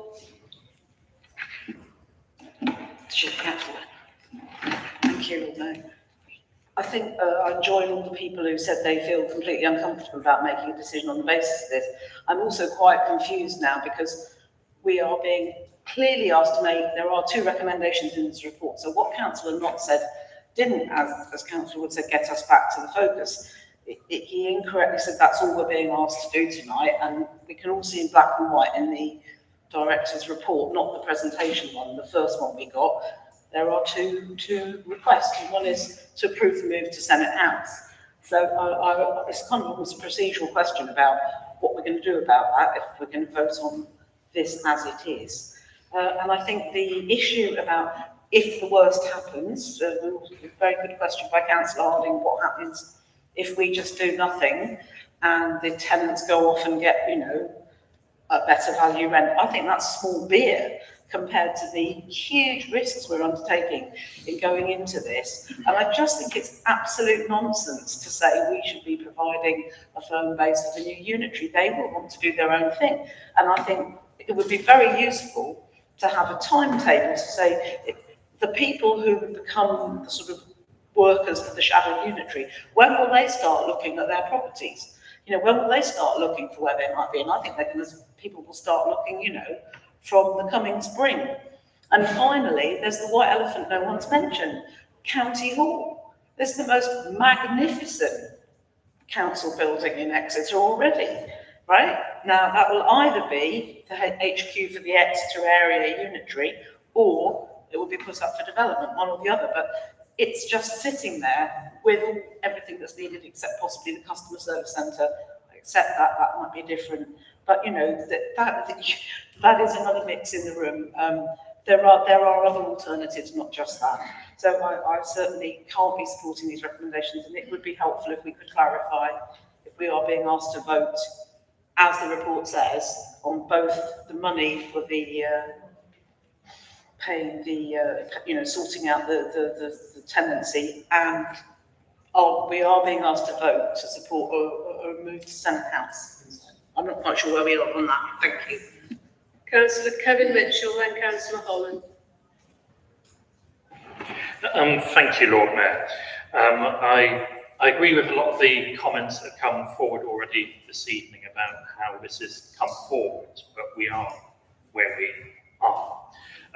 So my first request would be that if this were to be approved tonight, but I'll make it clear I'm not going to, and I'll tell you why in a minute, but if it were to be approved, that in that report that's coming to the November committee, that we are given clear detail on why we have got here, i.e. why the Guildhall Shopping Centre was not viable to move into, because we haven't been given that in detail, as we should have done, as my colleagues have said. So that would be really helpful at that stage. But my second point is just for huge clarification, really, because when I listened to Councillor Knott, I thought, yes, maybe he's got a point. Maybe it's valid what we're discussing tonight and what we are agreeing on. However, my understanding is, and correct me if I'm wrong, because a lot's happened tonight, but the 412,000 is coming out of the Guildhall Shopping Centre element. But the reason we can use that is we can argue that when we move into Senate Court, it's part of the regeneration and moving across. So they're tied together. Because what if in the November meeting we said, no, we don't want to go to Senate Court, thank you very much. What happens to that budget that we've paid this person to move out of Senate House? I don't quite grasp how that is. It's interconnected, it's not separate. So we're being asked to be doing both this evening, and that's why I can't support it, because although it says in principle, in reality, I will be backing it. Councillor Holland, then Councillor Bizard.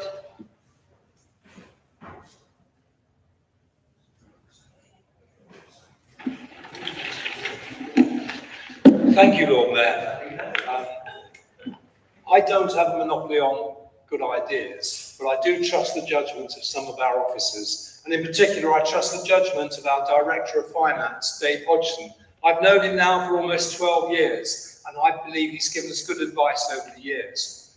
I watched the presentation at the briefing on Tuesday, and it was probably one of the most straightforward, simple presentations I've seen for a long time, and I was grateful for that. It helped me better understand where we're coming from.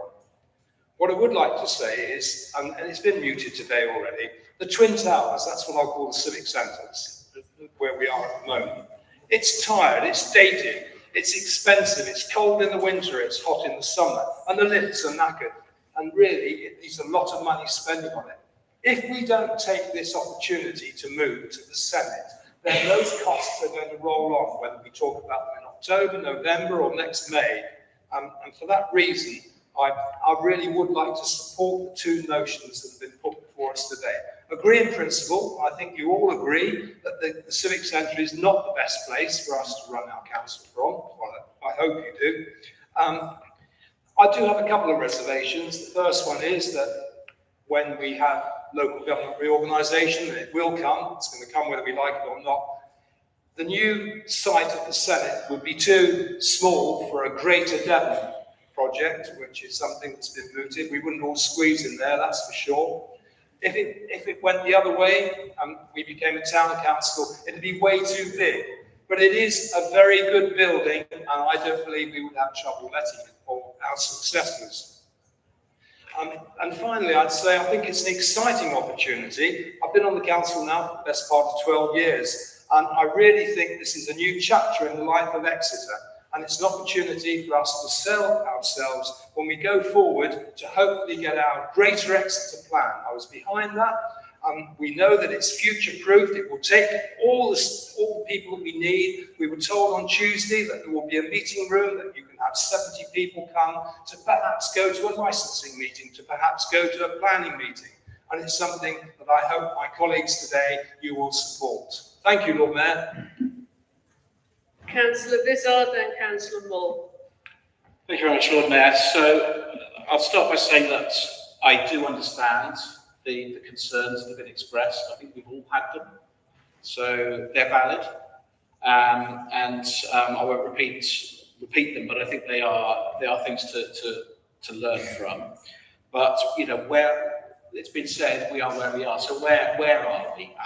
That's what I'm going to try and pull together, and I think it's really important we remember these two questions in the recommendations.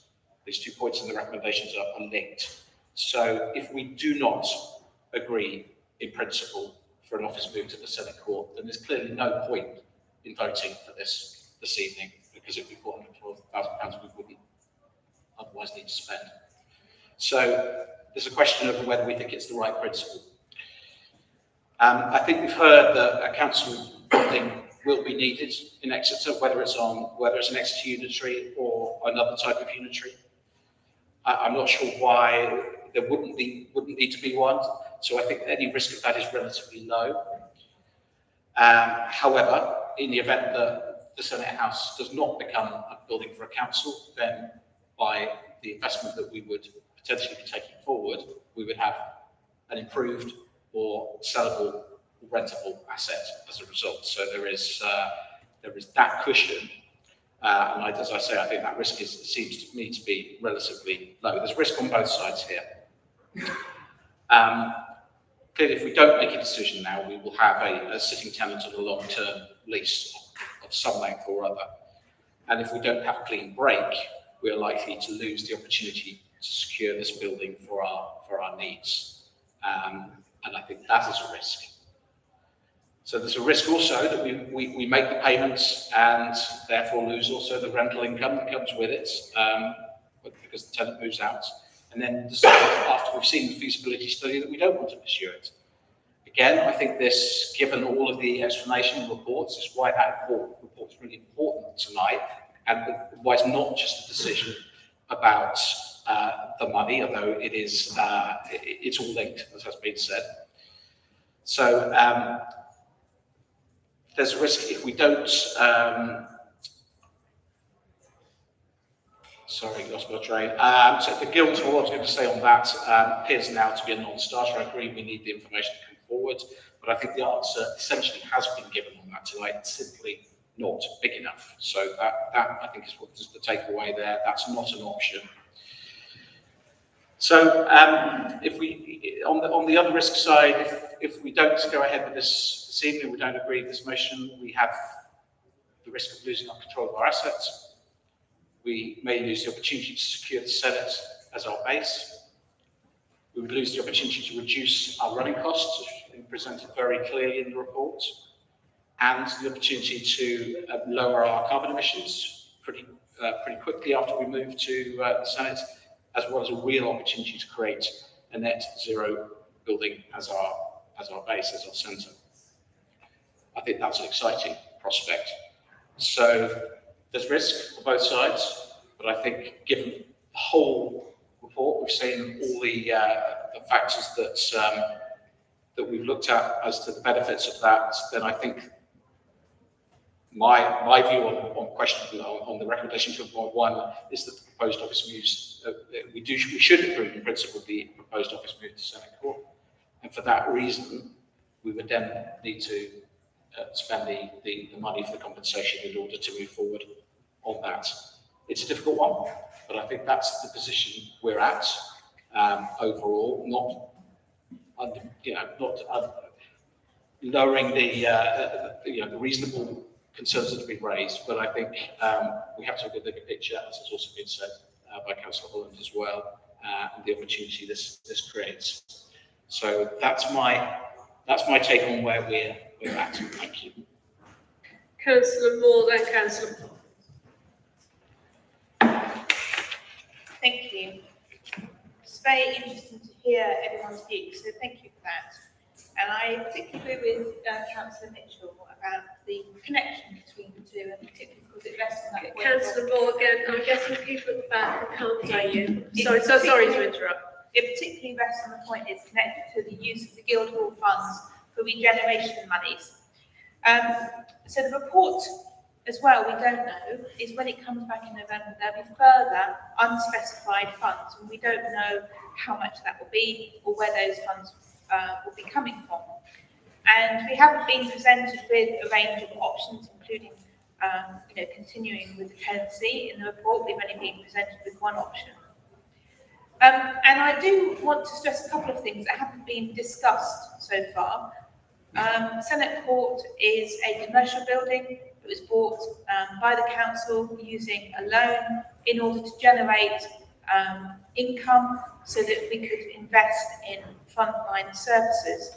So it seems somewhat ironic that a commercial building that we bought to generate an income to reinvest in surplus in frontline services is now going to be used to invest in a commercial building to refurbish it.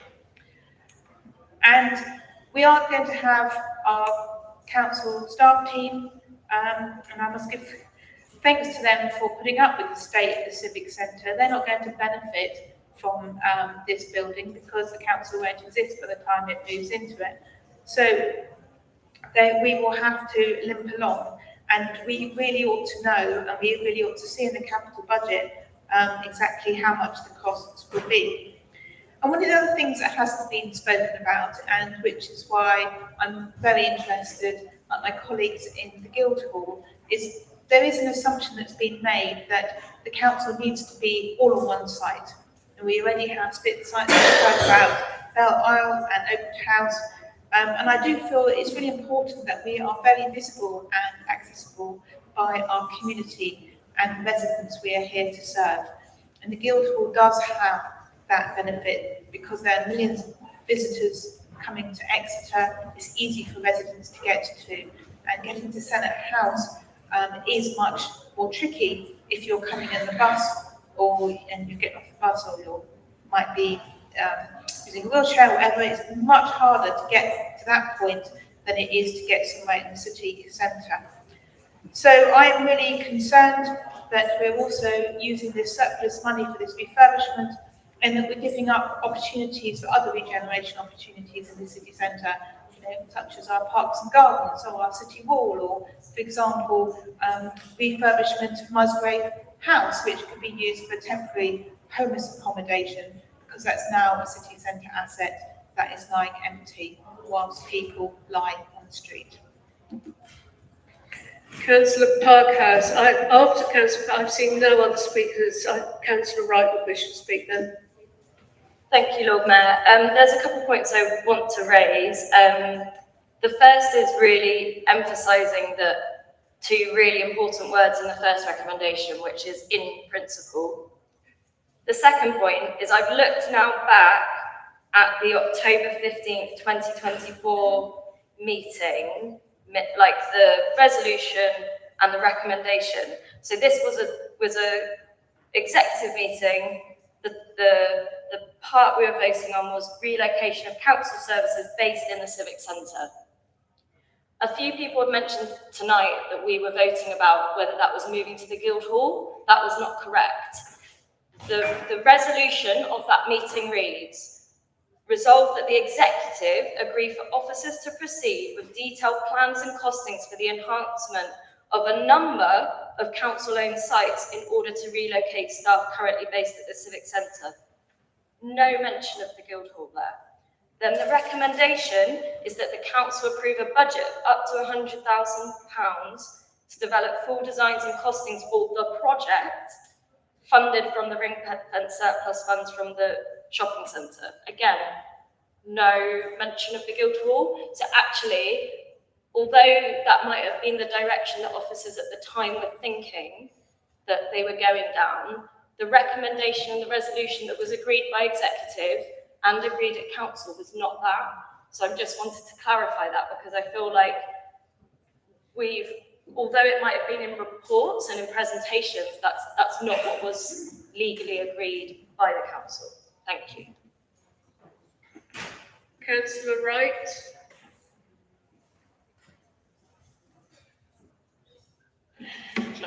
Thank you, Lord Mayor. I think that clarification from Councillor Parkhouse was what we've all been looking for. Metaphorically, she looked for it and found it. And then being reminded of that, yes, of course. And I think this has maybe been the problem with this. I've got to admit, the mood of the room hasn't been terribly enthusiastic and comfortable. It does feel as if this has come out of the blue, when in fact it hasn't. It's another part of ongoing work, as Councillor Parkhouse has just drawn our attention to, work that we did agree to a year ago in executive, to have further investigations made into different potential places to move from the civic centre into. I think the thing that would have made it a little bit easier for us and a little bit better for us, whether it needed to happen or not constitutionally, would be just to have informed us as collectively as members a little bit before now. That's already been alluded to. There's been an apology made, and I think we ought to accept that. It's an admission of the fact that this hasn't quite gone the way that we would feel better with.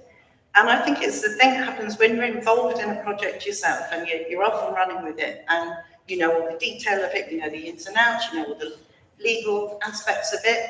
If you're that way minded, you know all the deadlines. What you might then forget to do is actually try and sum all that up in order to bring it to the people that actually have to make the final decision on it. So in the principle of this, I'm totally behind. I think it's been summed up very well, the way the two recommendations do tie in with each other. I think it's a little bit short-sighted if we're saying none of us will be here and none of the officers will be here if there's a new council.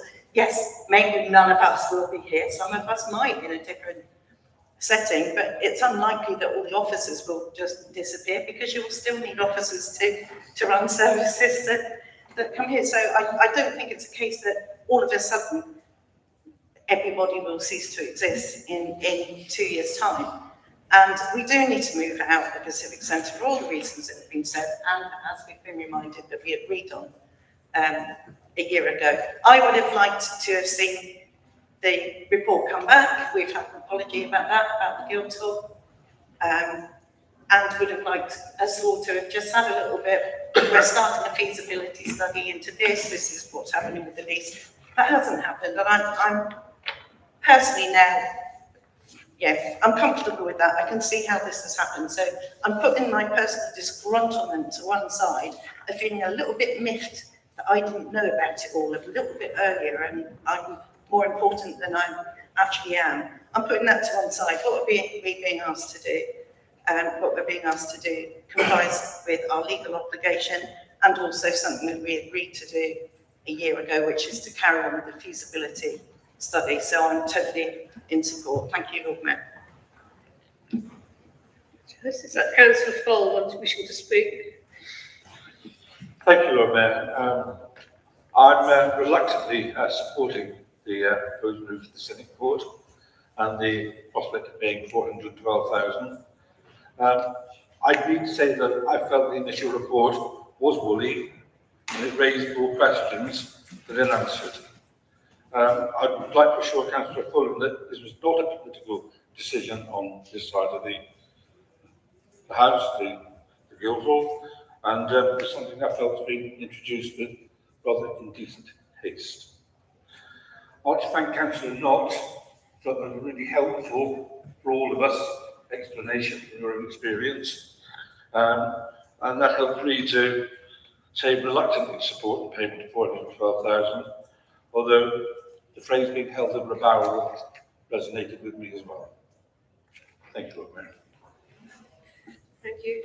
There being no further speakers, I will invite the leader to sum up.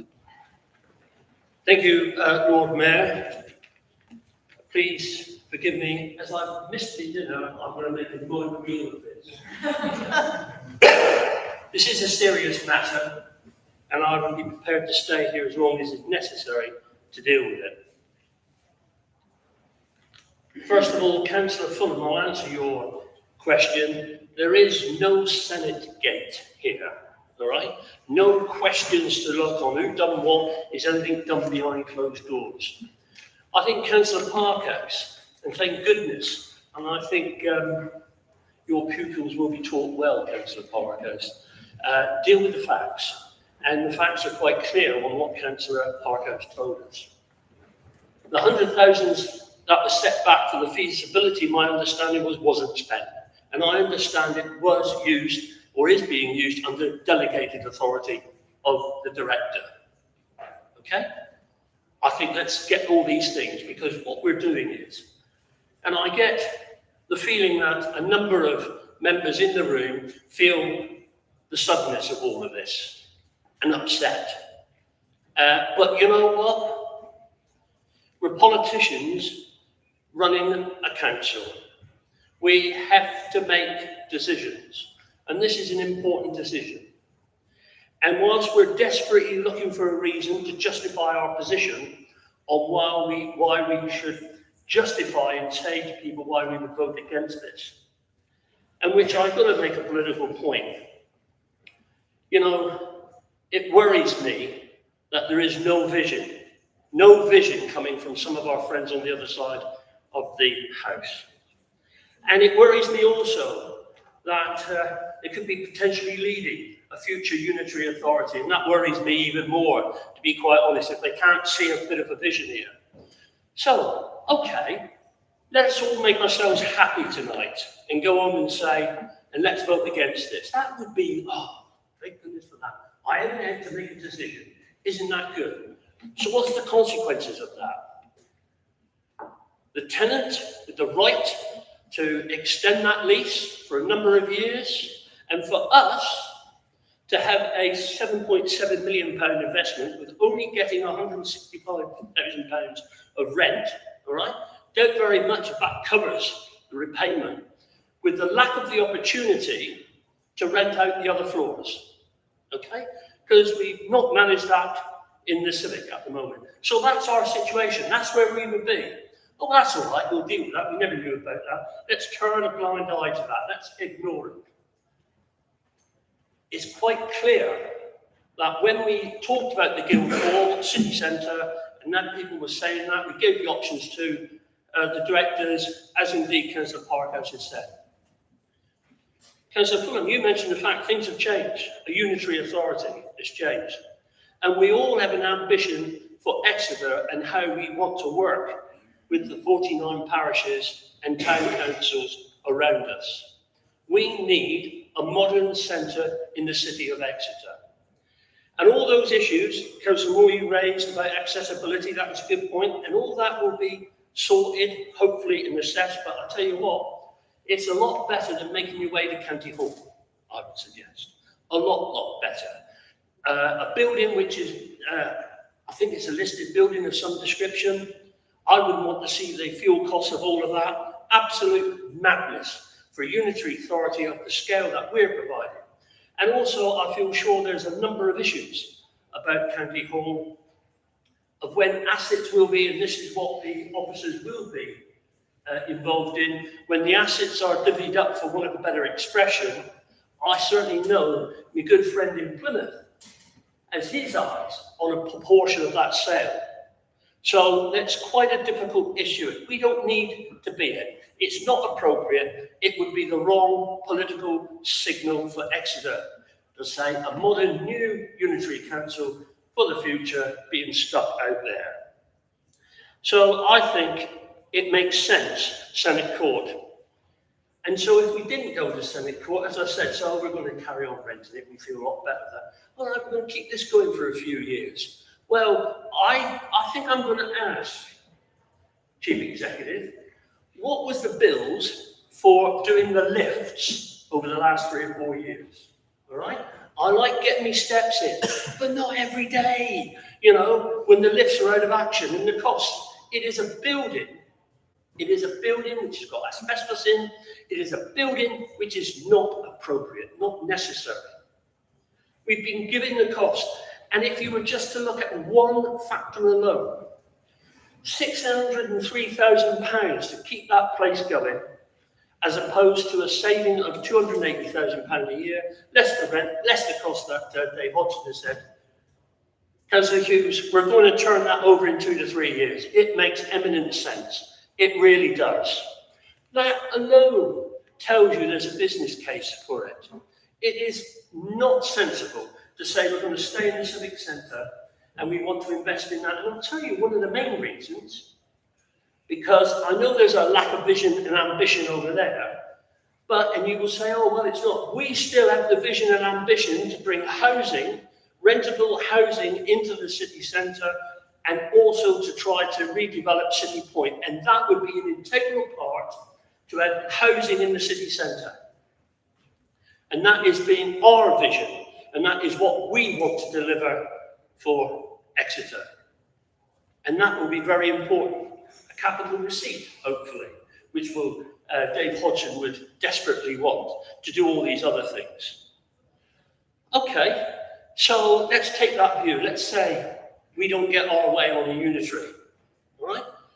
Let's say that, for example, and I understand there's a meeting tonight of a certain political group trying to gerrymander a lot of stuff, and that's fine. That's what politics is about. So let's imagine, okay, we haven't got it. And that would be very depressing, not just for us, for you, but I think for Exeter, really, to be quite honest, and the people in those 49 parishes and towns. By removing the tenant from Senate Court now, we would have an asset on our hands. Yeah, very difficult to rent it out as office space. We've been told that. What else could we do to it? Can we expand our imagination? In the city centre? What are we looking to do to regenerate, bring people? I'll tell you what, somebody's going to come up with a great idea and say, perhaps we can work with a developer to have residential housing in that one. That would turn a coin for us. But you would not be able to do it, if we had a secure tenant in there and 3 floors that we can't get rid of. It would be a cost. For that alone, try and expand the imagination. We really need to think outside the box on what we're trying to do here in Exeter. We want to provide homes in the city centre. We can do that with the civic centre, eventually. And all this gloom and doom saying we may or may not be here. My fear is that I walk into the civic centre tomorrow and I've got all the officers and directors packing the bags and saying we're off after what was said. They're not. We need them. They're good officers. Councillor Holland, thank you very much. And I feel sure Dave Hodgson and the other directors appreciated your words of confidence and how they have dealt with things over the years. Because I do trust them. Oh, by the way, and in search of perfection, we have to realise what is good. And I think we've got good officers and directors in this council. So there's a number of issues. When you just look at the big picture about the cost, I get the thing about this all happened a bit sudden. We've heard it about the secure tenancy. But you know what we have to do? We have to move quick sometimes. We haven't got, which is the tradition within local government, you know, the paper cycle, the committee cycle, let's go to the committee. We haven't got that time. Sometimes we have to be dynamic. And Lord Mayor, I feel we are being dynamic. But I just ask people to look outside the box on what we're trying to do. If we were to ask the question and you didn't know nothing about leases, who was in there and who wasn't in there, and if you knew anything and we said to you, here we are, tell me which would be your preferred venue for a local authority here in Exeter. The current Civic Centre, Guildhall Shopping Centre, or Senate Building. And I'm telling you, you may not say it now, you'd all come back to me and say, well, surely we ought to go down to the Senate, wouldn't we?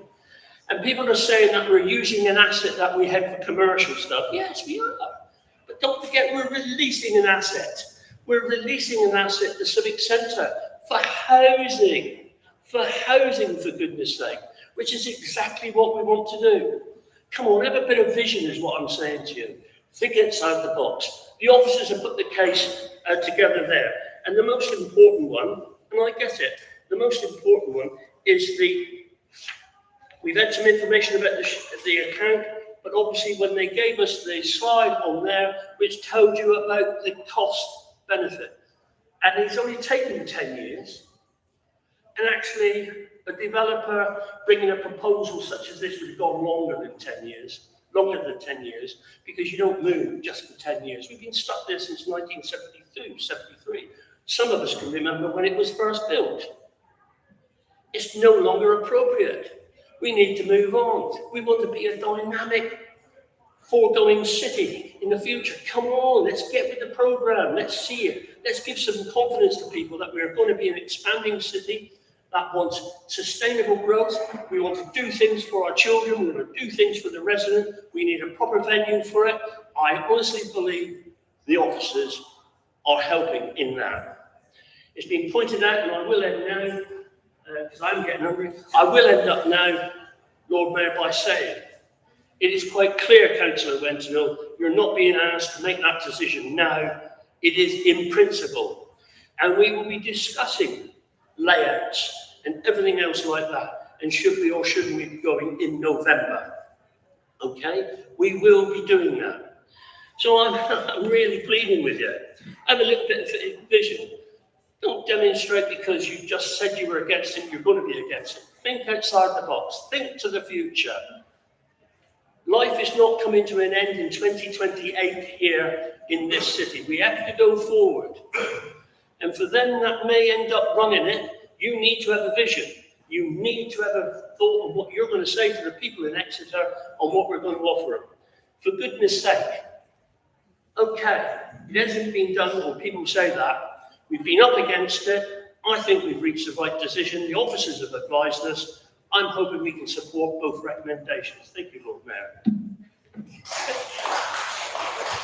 Thank you, Councillor Barlick. We'll now move to the vote, but before just asking for the vote, Councillor Begley, you came in during the debate, so I'm afraid you're not able to vote this evening.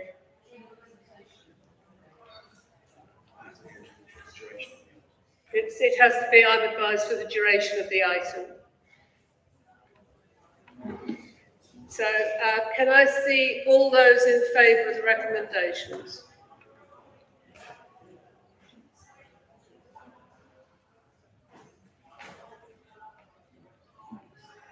That's 18 in favour of that. All those against?